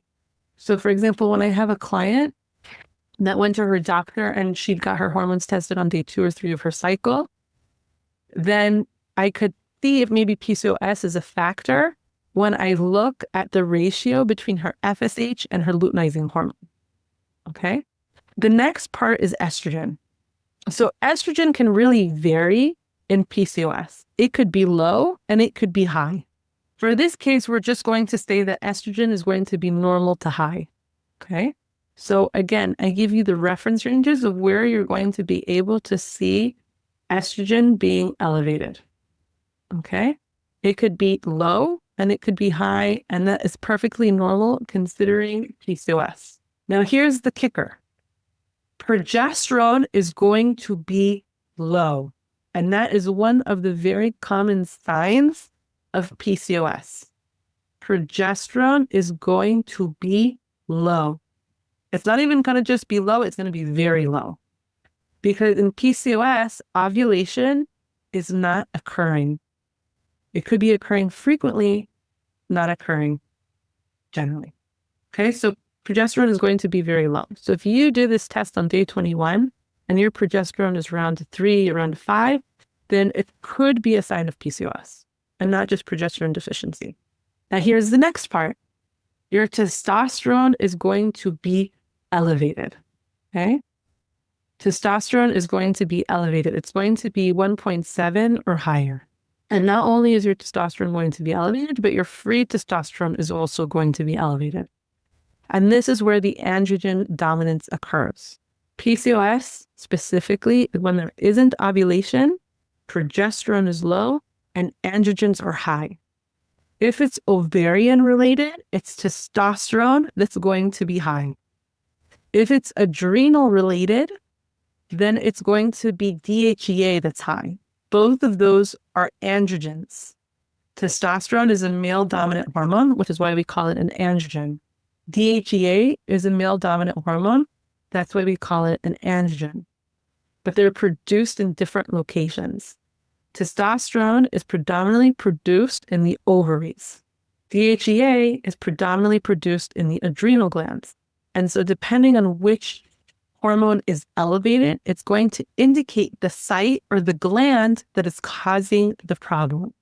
Like we said before, hormones are influenced by the glands that produce them. The health of that gland is going to affect hormone production. If the ovaries are experiencing any type of inflammation, which could either be caused by stress, which could either be caused by genetic factors or environmental factors and dietary factors, or caused by metabolic dysfunction, if any of those glands are experiencing some type of inflammation, the hormones that they produce are going to be out of bounds. For example, in this case, if the ovaries are experiencing inflammation, then testosterone could get elevated. And that testosterone, that elevated testosterone, is going to be what inhibits ovulation to occur. And that's why progesterone is going to be low. So we see a pattern with PCOS, specifically on day 21. We're going to talk about that in a second. We see a pattern of high luteinizing hormone. We see a pattern of high testosterone. We see a pattern of low progesterone and sometimes elevated insulin. Now, typically, if a woman has PCOS, she is not getting her cycle very frequently. Sometimes she is. There are two different kinds of PCOS. One where you get your cycles very frequently, like every 21 days. And then there's the other kind where you get it every 3, 4, 5, 6 months, or you don't even remember when you got your cycle. So for the person who doesn't remember when they got their cycle, as long as you're past day 21, measure your hormones. Don't wait until the next cycle. Don't wait until you get your period to measure your hormones. If you're someone who's not getting their period and you're waiting, just test your hormones. You don't have to wait for the next cycle to wait for day 21. As long as you're past day 21, you measure your hormones. And that is if you're the type of person that's not cycling. If you're the person who has a 28-day cycle, you wait until the next cycle to then test on day 21. Does that make sense? Any questions on this specifically? Such a quiet group. I'm feeling. Okay. So let's talk about, or maybe I'm speaking to student and you guys aren't unmuting your mics.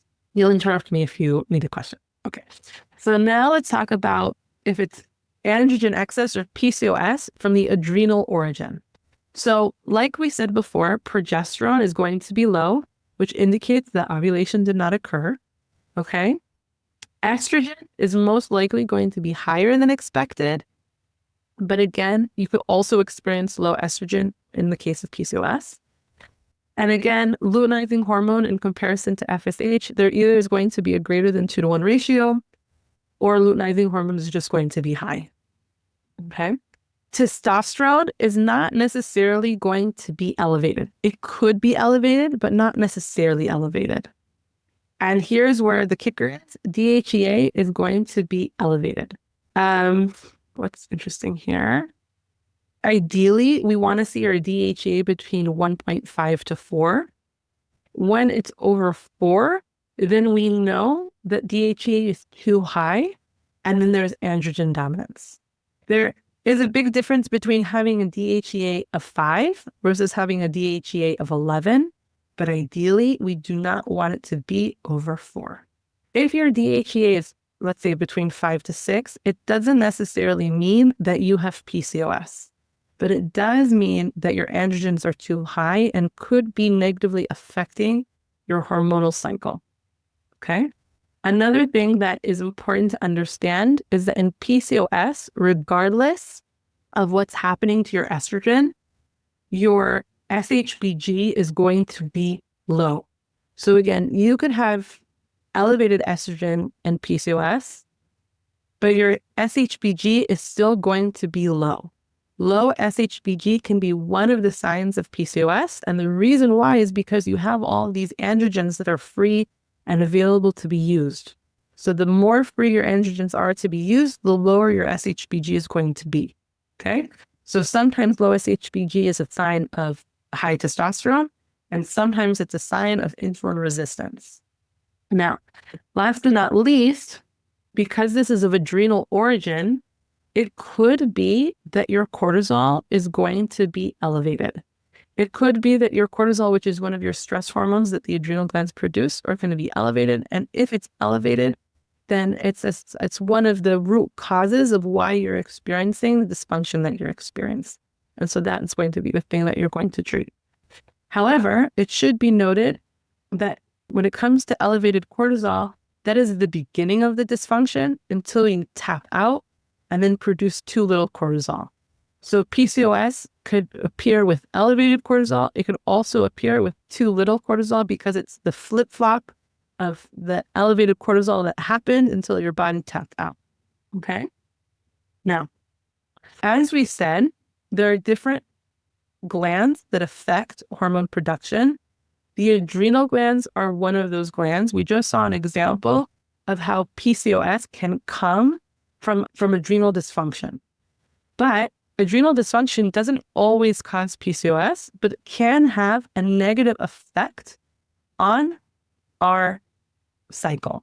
Because as we saw in a previous picture, the adrenal glands are supposed to stimulate the hypothalamus. And if the adrenals are dysregulated, then the hypothalamus is not going to get the correct stimulation to then create the correct chain response that's eventually supposed to stimulate the ovaries. So regardless of your hormones, it's where your estrogen lands, where your progesterone lands, it's always a good idea to just look at your adrenals and say, okay, how are my adrenals doing? And the two major hormones, as earlier, that you test for are cortisol and DHEA. The reason why you test those hormones is because it's produced in the adrenal glands. So this is a graph that shows you how your cortisol is supposed to look throughout the day. When you sleep, it's supposed to be at its lowest. And then when you wake up around 7 to 8 o'clock, it is at its peak, which is why when you do a cortisol blood test, they suggest that you do it around 8 a.m. And then throughout the day, it sinks further down. And we want it to go down because if our cortisol is too high at the end of the day, then we're not able to fall asleep. And so generally, we will do a blood test in the morning to see, is our cortisol going high enough that we are alert, that we have pep in our step, that we're doing solid, or is it too high? Is it so high that we're actually feeling wired and tired? Or is it starting too low? Are we not producing enough cortisol and experiencing adrenal fatigue, and we're starting our day with such low energy that we can't even function and drinking tons of coffee, which then further upsets the hypothalamus, etc.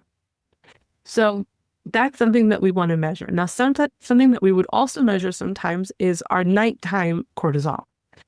And this is something that's specifically relevant to perimenopausal women because as our hormones fluctuate, specifically when our progesterone starts to drop down, we'll have nighttime spikes of cortisol.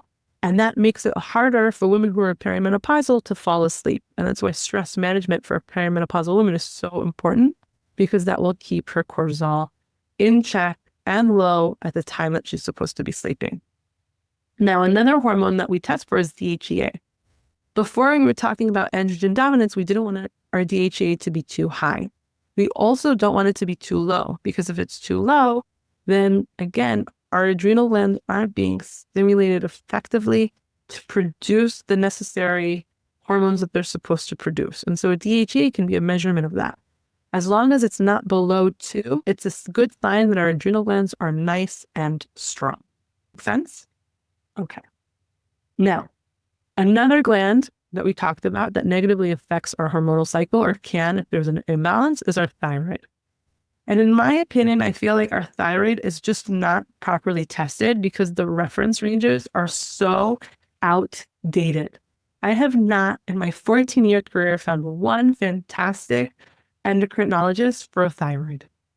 If you have a thyroid doctor that's using old reference ranges, not good. And if you have a great thyroid doctor, I want to know. All right, so let's talk about the optimal levels. So first and foremost, we want to measure your TSH. Your TSH stands for thyroid stimulating hormone. So it's the pituitary hormone that releases to then stimulate the thyroid. And what essentially happens is you create something called T4, which is then supposed to convert 80% of the T4 that you produce in the thyroid, gets converted, produces T3, and then together you make thyroid. Okay. It's been thought for a very long time that TSH is a reflective measure of how successful you are at making both T4 and T3. And where that is semi-correct, it's not entirely correct, which is why we should not rely on that one value in order to measure our thyroid. It's an important value to measure, but it's not the only predictive measurement, which is a big problem specifically here in Israel. And I'll explain why in a second. Now, ideally, you do not want your TSH to be more than 4. If your TSH is more than 4, it is considered high. It's considered hypothyroid. Ideally, we want our TSH to be between 1.5 to 2.5. Okay, that is the ideal measurement of your TSH. If it's over 4, it's not good. If it's below 1.5, it's not good. Ideally, we want it to be between 1.5 to 2.5. Now, the next part is free T4 and free T3. So like I said, free T4 is the one we produce first. And what we could get in trouble with is if it's too low. If it's less than a value of 1.0, then it could be a sign, again, of an underactive thyroid. Your TSH could be normal, and you could still have low free T4, which is essentially saying you're not producing enough of the original thing in order to produce thyroid hormone. So you really want to make sure that your free T4 is not under a value of 1.0. And then the next thing is free T3, because that's the next thing that we produce from this free T4. And again, in order to make sure that we don't have any type of hypothyroid, which is really what negatively affects our hormones, we want to make sure that our free T3 isn't below a value of 3. Ideally 3.1, 3.2, 3.3, but not below 3. If you have, let's say, a free T4 of 0.8 or 0.9 and a free T3 of 2.7 or 2.8, that is considered hypothyroid, even if your TSH is considered in range. So you, again, can have a TSH between 1.5 to 2.5 and still have low free T3 and free T4. And that, from my perspective, is hypothyroid. And that could negatively affect your hormonal cycle. It could negatively affect the amount of progesterone you produce, the length of your cycle, how well you can keep and hold pregnancies, etc. And so that is something that we want to pay attention to. So those are the most important markers when we measure our thyroid. The other markers, reverse T3, which shows us, is my thyroid being, the hormones that I'm producing being bound, meaning I'm producing enough of them, but they're becoming unusable.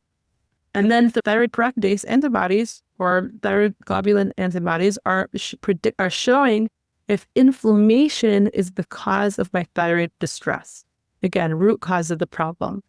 Now, you could have hypothyroid and have high antibodies, and then you'd know that there's an obvious correlation. Not only do I have hypothyroid, but my antibodies are really high, so I understand that the inflammation is causing my hypothyroid. Or your thyroid can be perfectly fine, and you could still have elevated antibodies. And that is why we never just do a TSH test. We always have to do more than TSH. Now, the problem here in Israel is that TSH is the only test they'll give you. And as long as you're within the reference range, the Kupa will not give you a prescription for free T4 or free T3. And so if you suspect that you have an issue with your hormones and it might be thyroid related, it would be worth your while to test that in a private lab. It's about 200 shekel each, so it's around 400 shekel a pop, or 400 shekel together to measure free T3 and free T4. It might be really worth it to investigate that, specifically if you feel like you have all the symptoms of hypothyroid, or there's something negatively affecting your cycle and you want to understand what's causing it, and the Kupa is not going to cover it. It might be a very worthwhile test to do. Now, any of the thyroid, let me say it like this, you could measure your thyroid on any day of your cycle. The most predictive test is on day 2 or 3 of your cycle, but really any day of the week, any day of the month, totally fine. The one thing that you should know is that stress really negatively affects the results. It can fluctuate. So if you go and do a thyroid test and you're really stressed out, you're going to have skewed results. Better to go on a day where you're feeling really calm and relaxed, or if you know that you're going to go the next day to get your thyroid tested, try to relax your nervous system so that it doesn't negatively affect your results. Oh, I went backwards. Okay. Now let's talk about perimenopause and the different stages that a woman can go through. So stage 1 of perimenopause is progesterone deficiency. And the reason why this is because, again, ovulation is happening less consistently. Ovulation is the precursor to progesterone. If ovulation is happening less, progesterone by default is going to not be elevated. Okay? So what do we expect to see? We expect for progesterone to be low, below 15. Before we said 30, now it's even lower than that. Estrogen can start off being normal. So estrogen is normal, maybe even high, because it's almost like you're still in your follicular phase. Okay? And then FSH and LH are going to be normal to slightly elevated. Okay? Cortisol might be higher, And that's because progesterone is lower. It's not necessarily the root cause, but a negative consequence of having low progesterone. Okay. And this is the first profile that we typically see in early stages of perimenopause, which again happen 10 years before the final period. So menopause happens between the age of 45 to 55. Menopause can start between 35 to 45. The second stage is estrogen dominance. So it's really important to note, this could be a little confusing. Estrogen dominance can happen unrelated to menopause, unrelated to perimenopause. It could be a sign that the liver is not detoxing correctly. It could be a sign of a poor reaction to medication.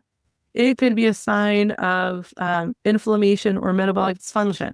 It doesn't necessarily need to be tied to menopause or perimenopause. But what's really important to understand this is that every woman who is so lucky and so blessed to get older is going to experience menopause.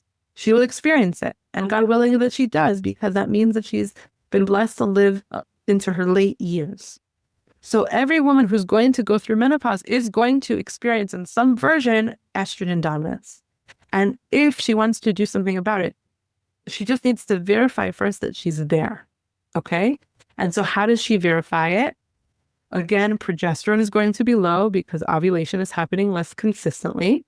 But what happens is because progesterone starts to go down and ovulation doesn't happen and the cycle doesn't reset itself in the same vital way, estrogen starts to slowly climb up. And so it will be high even in the follicular phase. It will be high in the luteal phase. And it will be high even on day 2 or 3 of the cycle. Okay? That's the second stage of estrogen dominance and perimenopause. Okay? Now, in stage 3, what happens is now the ovaries have become so unresponsive that they have now stopped producing estrogen. And because anyways, ovulation wasn't occurring, both estrogen and progesterone are low.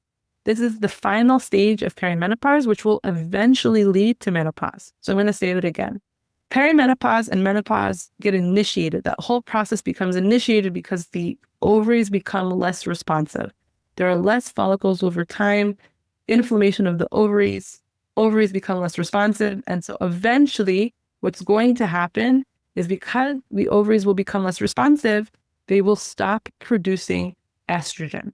The ovaries are the major source of estrogen production from stimulation of the follicles. If the ovaries become less sensitive to stimulus, then the follicles will not be developed, and so therefore estrogen will not be created. And so therefore, after that second stage of estrogen dominance and the ovaries continue to become inflamed, partially because of that estrogen dominance, then low estrogen is going to hit. And so what you'll see, regardless of the day that you test for, progesterone will be low, estrogen will be permanently low, meaning estradiol is not going to increase anymore, and FSH is going to be high. And luteinizing hormone can also be high. Now, why is follicular stimulating hormone high? Because the brain is sending a message to the ovaries, hey, I would like for you to turn on. But the ovaries are like, no, I'm done. And so they're just ignoring the brain. And the brain is, wait, why is she ignoring me? And so then it's like the brain is just louder. Okay, got you. Ovary, start turning on. And the voice gets louder and louder, and the brain gets louder and louder, and more FSH and more FSH and more FSH is being released in order to turn on the ovaries. Didn't get the memo that the ovaries are just not going to respond. And FSH is going to be high in the late stage of menopause. Now, something that's important to understand about FSH is it's going to get higher through the perimenopausal experience, but it's going to be inconsistently high. Let's say, for example, a normal woman, her FSH, not normal woman, her FSH is around 5. As she gets closer to perimenopause and menopause, her FSH will slowly climb to 50. But FSH will fluctuate throughout the perimenopausal experience. So sometimes it will be, let's say, 10, sometimes it will drop down 5, then it will be 18, then it'll drop down to 10, then it'll be 23, then it'll drop down to 10, then it will be 35, then it'll drop down to 20, and it will have this up and down arc upwards. And so it's very normal for FSH to be inconsistent through each stage of perimenopause. And so that's why one reading of FSH isn't necessarily enough to let you know how close you are to menopause. However, it's the value that we use to say, oh, you're hitting perimenopause or you're hitting menopause, because that shows us how unresponsive the ovaries are. So the best day to test your FSH is really day 2 or 3. And so if someone is perimenopausal or menopausal and they want to just confirm, hey, is this perimenopause? Then the best day to test that is day 2 or 3 of your cycle. Okay. Otherwise, day 21 and day 10 are the best days to measure all other hormones. FSH, the test that allows for us to see, hey, am I close to perimenopause? That is best to test on day 2 or 3 of your cycle. Does that make sense? Any questions on that so far? No. What we did was just go over all of the different hormones and regular patterns that we can test for and say, this is a very clear pattern of dysfunction. This is what's considered normal. These are the days that you want to test for. But I also showed you different basic blood work. Right? Remember when we first talked in the beginning, I gave you a whole list of blood work that I wanted you to do in general. And just like I said before, when it came to hormone testing, not all reference ranges have been updated. In my personal opinion, many of them have not been updated. And so what I would like to do now is go through each of those tests and just explain to you what the normal reference range is and how it relates to hormones. Because again, it could really help us understand what is the root cause of our hormonal dysfunction. Okay? So let's go through this. Now, again, I want to reiterate that the day that you test this basic blood work, it doesn't matter. You could do it on day 21 of your cycle if you're anyways measuring your hormones on that day, or it could be tested separately. These tests that we're going to review and cover right now does not matter when you test them throughout your cycle. Okay, so let's talk about the lipid panel. The lipid panel is really important because it helps us assess your liver function. The liver is responsible for the breakdown of your hormones. Poor liver function can contribute to things like estrogen dominance, as an example. And it can also help us detect insulin resistance, which again contributes to poor hormonal function. So what do we want to look out for? So first of all, the total number does not matter. Does not matter whatsoever. We do not care about the total number. I do not care if your total number is within the reference range or outside of the reference range, because the total number is really is a result of an equation. And what I care about are the values that are in that equation, because sometimes those values matter way more than the total number, and I'll explain. So now, let's talk about LDL. LDL is considered your bad cholesterol, and this is way off. The reference range is way off, okay? Your LDL should really be your age plus 100. If you are 10, then your LDL should be 110. If you are 20, then your LDL should be 120. If you're 50, then your LDL should be 150. In today's world, the reference range for LDL is not over 100. It caps at 100. And I am not one for conspiracy theories, but I really believe that this is big pharma. And this is really coming from a push for people to be on statins and cholesterol-lowering medication. And I have a really big problem with this because statins decrease hormone production. And so if someone gets convinced that they have elevated cholesterol and takes a statin to reduce their cholesterol, they are going to fundamentally and significantly decrease their hormone production, which is going to cause more problems, specifically in perimenopausal women. Also in men, it's a big issue. So we want to make sure that your LDL is your age plus 100. When do we want this number to be lower than that? If there's a family history of stroke or heart disease, then you should have 2 tests taken. Your VLDL to see how is your LDL being broken up, because that actually matters more than your LDL itself. So you want to make sure that your VLDL was within range, and you want to test something called APOE4, which is a genetic test that you could do through blood. And that measures your risk for things like dementia and heart disease. And if someone has this gene variant, then they are a really good candidate for having lower LDL. And then therefore like taking a statin as an example. If you have perfectly healthy VLDL and you are not a carrier of this APOE4 gene variant, then your LDL should be nice and high. There's no reason for it to be low like they suggest because it could cause dysfunction. In regards to your HDL should be over 60. And this is where people struggle. Most of the time, the good cholesterol is too low. And that is what makes it hard to clear your cholesterol. If your HDL is too low, most likely your B vitamins are too low, contributing to metabolic dysfunction. And that could be one of the reasons why someone could have the hormonal problems that they have. And then the next test has to do with triglycerides. Triglycerides actually have nothing to do with the cholesterol, but they are an indicator of the fat that is in your blood, right? So triglycerides are the fat in your blood.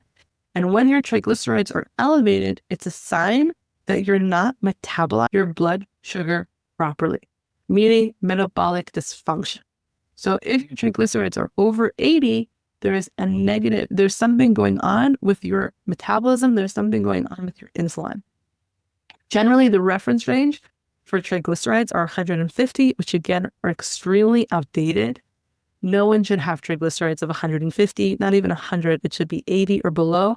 The lower they are, the healthier your metabolism is. Okay. I'm just going to rely on you guys stopping me if you have questions. Now let's talk about blood sugar. There are a few different ways that we assess blood sugar. Triglycerides, fasting blood glucose, hemoglobin A1C, insulin. Fasting insulin and not fasting insulin. Those are the different ways that we assess how your metabolism is doing, if there's any type of metabolic dysfunction, if there's any type of insulin resistance, etc. We already talked about triglycerides. We want to make sure that it's not above 80. That alone is not enough. We need to have, like I said before, we cannot draw a conclusion or a line with one dot. We need multiple pieces of information in order to assess what's going on. A fasting glucose is the next one. Now, the ideal range for a glucose is between 80 to 90. Some will say between 70 to 85, but I personally believe that if your fasting glucose is in the 70s, most likely you're experiencing hypoglycemia, and that's also not a good sign. So ideal would be between 80 to 90. Above 90, it could be an indication that something is going on with your blood sugar, something is going on with your insulin, but it hasn't yet become a thing, and that's where we want to keep a watchful eye. And then in regards to hemoglobin A1C, we really want it to be between 4.6 to 5.2. This is an area where we see that the reference range did shrink or did go down significantly, not related to medication. There has been more research that shows that there is actually significant damage that occurs when our hemoglobin A1C is between 5.6 to 6.4. Not only is it pre-diabetic, but there's actually significant damage that occurs to the body. And so we really would benefit to having hemoglobin A1C between 4.6 to 5.2. So again, when someone comes into my office, I don't draw any conclusions from just looking at their fasting blood glucose or just looking at their triglycerides or just looking at their hemoglobin A1C. I normally triangulate them and I see what is off with these three as an example. It could be that someone could have perfectly normal fasting glucose, perfectly normal hemoglobin A1C, and really high triglycerides. And if that's the case, it's typically one of two things. Typically, this person is either eating way too many animal protein for their body, for what their body's preference is, or their body is not letting them utilize their blood sugar and they're quickly turning it into fat, which is a phenomenon that can happen. It's also important to note that there are a small percentage of people that have a naturally elevated fasting blood glucose. That for whatever reason, even though they eat really healthy and they exercise, their fasting blood glucose is elevated around 100, around 110. And so that's why, again, we don't rely on just one value. Because if that's their fasting blood glucose, however, their hemoglobin A1C is perfectly within range and their triglycerides are nice and low, then I'm not going to be concerned about their fasting glucose. Okay? The next one is CBC. So a CBC is just a complete blood count. It measures things like white blood cells and red blood cells and hemoglobin, etc. And typically, this will be somewhat stable for any type of person. However, it should be noted that sometimes we could look at this as clues to understand root causes of our hormonal imbalances. For example, when someone has elevated white blood cells, that could be a sign that they're experiencing chronic inflammation. Chronic inflammation from either excess estrogen or some type of insulin resistance, which we said is part of the train line that affects hormonal imbalances. Or it could even be that someone has high platelets and that is being elevated because they're experiencing estrogen dominance and therefore can have a higher risk of blood clotting. Or it could be that someone has elevated hemoglobin and hematocrit even though their B12 and their iron are low. And that could be a sign that their testosterone is really high, that they're suffering from some type of estrogen dominance, okay? Or someone could have a chronically low white blood cell count, and that could be a sign of something going on with their thyroid, some type of hypothyroidism, for example. So a CBC is not a direct hormone test. It's not going to tell me, okay, definitely this is something that's going on with your hormones, but it could be clues to assess how much the hormonal imbalance is affecting you, and also what a potential root cause could be. Okay. Vitamin D. Again, another issue with the reference range. We want to have really high vitamin D. When our vitamin D is too low, we are going to have a hormonal imbalance, just straight up. We really want our vitamin D to be between 50 to 80. We don't want it to be over 80. That could be a sign of toxicity. 30 to 49 is suboptimal. We would really benefit from having it be more than that, but it's not the worst. If it's below 30, we really are deficient and it's already affecting our hormonal health. And if it's below 30, boy, oh boy, is that we're just suffering. Wait, I said that really funnily. I apologize. If it's below 15, then we are really suffering. Our cells are not communicating properly. There isn't enough hormone production. Everything is really falling apart, but we don't really feel it. And that's why we have to have a blood test. Sometimes we don't see significant change from, let's say, moving our vitamin D from an 8 to a 30. Sometimes we won't see significant change from that increase. But when we go from a 30 to a 50, we will experience clear hormonal shifts and clear drops in our inflammation. The next one is vitamin B12. So this is really interesting because this is what I like to use as a common example of how reference ranges haven't changed in years. So the reference range for B12 has not changed in over 60 years, but we already know that when someone has less than 200 units of B12, they are already experiencing nerve damage, permanent nerve damage. However, in many reference ranges for labs, it could be anywhere from 180 to 900. What they deem as acceptable is still in the rush, is actually toxic. And so ideally what we want to have for B12 is we want to be over 600, or 600 to 1,000. And then if we find that our B12 is between 200 and 600, then that is really time to start supplementing. Okay. Now, why does this matter, B12? Besides it mattering for our energy and our mood and just having a really energetic life, it's really important for metabolic function. Our metabolism is fueled by our B vitamins, and if our B12 is low, most likely our other B vitamins are low, and so therefore we would really benefit for making sure that we're getting more B vitamins. Okay, why does ferritin matter? Ferritin matters because it could be a sign of inflammation. So inflammation is one of the root causes of hormonal problems. We can have inflammation from iron deficiency, or iron deficiency can show inflammation, as can iron overload. Both are signs of inflammation. So for example, if I have a client who comes in and her diet is stellar, she's eating animal proteins, and she has low ferritin, I'm concerned. I'm concerned that she has inflammation somewhere that's dropping her iron, okay? Because that's what it's iron storage. And so the sources of that inflammation could be something that is digestional, like some type of digestional infection, like Crohn's, for example, or colitis, or some type of food intolerance, or it could be a sign of a uterine infection that sometimes comes from an insert that's not being properly accepted. But generally speaking, when a ferritin is out of bounds, either too high or too low, it's a sign of inflammation. And then, like before, we talked about TSH and what's considered normal and what's things that are not normal. We want it to be between 1.5 to 2.5. If it's greater than 2.5, then it could be a sign of some form of hypothyroid. If it's over 4, it's for sure hypothyroid.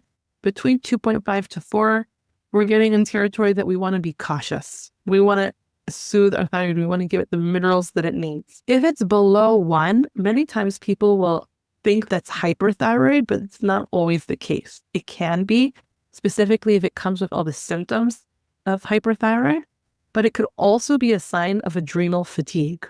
Sometimes you cannot have the signs of hyperthyroid, but have really low TSH, and it's a sign that your adrenals are just tapped out. Okay? Free T3 and free T4, these are the acceptable reference ranges. If they do not fit in these reference ranges, then you're either low functioning or high functioning. And this is really important, specifically if you feel like you have hypothyroid and you fit within the bounds or within the reference ranges, the conventional reference ranges, and I'm just not feeling fantastic. So just know that the reference ranges really need to be updated. Or if you're taking thyroid medication and you are potentially being given too much medication and you're out of bounds. You're taking too much and now your levels are too high, and that can create toxicity, and it could also create its degeneration of your bones. So it's really important from the case of hypothyroid to know what is really hypothyroid, when your thyroid really needs attention, and when you're being given too much medication if you're already on medication for your thyroid. It's really important to take note of that. Thyroid peroxidase, to know that really any value over 9 is a sign of inflammation. When it's over 30, however, it's a sign of Hashimoto's, most likely. And then what is important to understand with that is that the root cause of the thyroid dysfunction is inflammatory. And so even if you take thyroid medication, it's not going to treat the root cause of the problem. The root cause of the problem is inflammation. Taking thyroid medication does not reduce that inflammation. Understanding the root cause of the inflammation and redressing that will decrease the inflammation. And so that's important to know, as well as the CRP. CRP is another factor that we can use in order to measure inflammation. It's not necessarily going to be high. CRP is most likely going to be low if you're experiencing inflammation. When is CRP going to be high? It's going to be high when you are sick. It's going to be high when you had a virus. It's going to be high if you have clear digestive distress. It can be high with insulin resistance, but most of the time the CRP does not get elevated until it's too late. And that's one of the reasons why I like to look at ferritin as an inflammatory marker, because that will go first before the CRP increases. The reason why TPOs are useful is because if someone has elevated TPO, then you obviously understand that they have a thyroid inflammatory condition, but not everyone has inflammation that affects their thyroid. And it's a useful test, but doesn't always measure inflammation that could be happening in the body. Okay? ALT and AST are liver enzymes. They really need to be under 30. Again, reference range needs to be changed. Morning cortisol, the key to energy. This is something that needs to be between 10 to 18, between 276 to 5 roughly. It is a pretty wide reference range, but as long as you're above 250, then you're not experiencing adrenal fatigue. If you're below 250, boy, oh boy, are you on the floor tired. I would ideally like for people to be in the 400 to 500 range. I like a tighter window, but as long as you're above 250, then you're not experiencing adrenal fatigue. And then last but not least is the SHBG. So the SHBG, we said before, is really relative to the estrogen that you have. So it's going to vary in your cycle. But when you're too low, it could be, again, a sign of insulin resistance or an androgen dominance. And if it's too high, it's obviously linked to really high estrogen or some type of liver dysfunction that's causing the estrogen dominance, or maybe an excessive use of birth control. Okay? And last but not least is insulin. Now, this is really important to understand. There are different ways to measure insulin. One is fasting, which means I haven't eaten anything for 12 hours, and I'm going to do a fasting insulin test. And if my insulin is high that means I have insulin resistance. Now, okay, that's fantastic to determine. However, insulin resistance that is shown to be high after fasting is what happened when the insulin resistance has already gotten so out of hand. And so we do not want to wait to see that form of insulin resistance. The best type of insulin to measure is one that happens after eating. You do an insulin fasting test, measure what it is fasting, and then what you do, depending on the type of insulin test that you're going to do, you are going to eat a certain amount of sugar or food, and then measure your insulin and your sugar, your blood sugar, at certain increments of time afterwards. 30 minutes out, 60 minutes out, 90 minutes out, and see how your insulin fluctuates as your blood sugar fluctuates. That is the best predictive test of insulin resistance, and one that's way more telling than a fasting insulin test, because a fasting insulin test, once it's already out of balance, has been out of balance for too long and has been undetected. Okay? So now, I totally understand that you have been given so much information right now. We went through what affects your hormones. We went through how your hormones fluctuate throughout your cycle. We talked about what is considered normal and what's not considered normal. And for some of you, you might be feeling like your brains are exploding. And if that's the case, I'm going to remind you that it's just because you went through so much new information. And all of this is actually really easy and simple. And not only is it easy and simple, I'm going to send every participant a cheat sheet so that she is going to be able to look at her blood test and compare it to the cheat sheet and totally understand what she's looking for and be able to connect the dots. But I want to explain to you from here on out what you should do. What are your next steps after having gathered all this information and moving forward to living your best life? So the first one is to schedule an appointment with your doctor. Okay? Meet with your primary care doctor or even a gynecologist, discuss the symptoms that you're feeling, if you're feeling any symptoms, and request the hormone testing on the right cycle days. Plural, days. Ideally day 10 to 12 and day 21 to day 23. But again, depending on what it is that you're measuring, you might want to test it on a different day. And then once you have your results, review your lab results along with your symptoms to the cheat sheet that I'm going to give you. Recognize any hormonal imbalance, looking for the trends that we discussed. Is it estrogen dominance? Is it low progesterone, high androgens, thyroid dysfunction? Like, what is popping out? And then, again, compare it to the cheat sheet that I'm going to give you, the hormone profiles provided. Once you understand what your blood test is telling you, get the right support. Do you need to run more tests? Sometimes that happens. Or do you feel like you have enough information that you need to go for someone like me who's a functional nutritionist or some type of practitioner who could then use your test results to say, this is what you should do. Okay? And then, of course, join a supportive community. Women do better in communities. People grow more in communities. So, for example, if you understand from your blood test that you have PCOS, join a PCOS community. If, for example, you understood that you have low progesterone, join a low progesterone community, so that you could get education, get resources, and get support. And so if you're looking for more community, for more support, for more education, this is what I would suggest that you do. Visit my website so that you could see how you could work with me, or better yet, go follow along with me on Instagram or Facebook, because I'd love to give out information. I'd love to educate women on what they need to do in order to have a better life. You could join my free Facebook community, Nourished Daily, where I give tips and suggestions. And again, you could be updated on when I'm going to be having more free lectures, which I'm going to be having one, if I'm not mistaken, in 3 weeks about adrenals, about how to make sure that stress does not eat up your hormones. So stay tuned for that. And then we're starting a new group of women for the Nourished Women's Circle. The Nourished Women's Circle is a private group that I run, and it's an online nutrition group for women who want to harmonize their hormones, learn what are the contributing factors for hormonal balances, learn how to be their best nurturer, learn how to live their best life.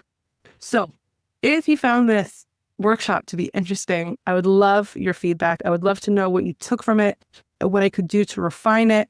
I would love to know about your specific hormonal challenges if you need more help addressing what in your blood work. And I would just love for you to stay tuned and follow along. So with that, I open the floor to questions. If anyone has questions, then we could go from there. Yeah, I'm going to be sending out the recording to anyone who signed up to this lecture. So if you're here, you're going to receive the recording and you'll also receive the notes. Okay, you guys, I hope you have a wonderful rest of your day and we'll talk soon. Bye, you guys.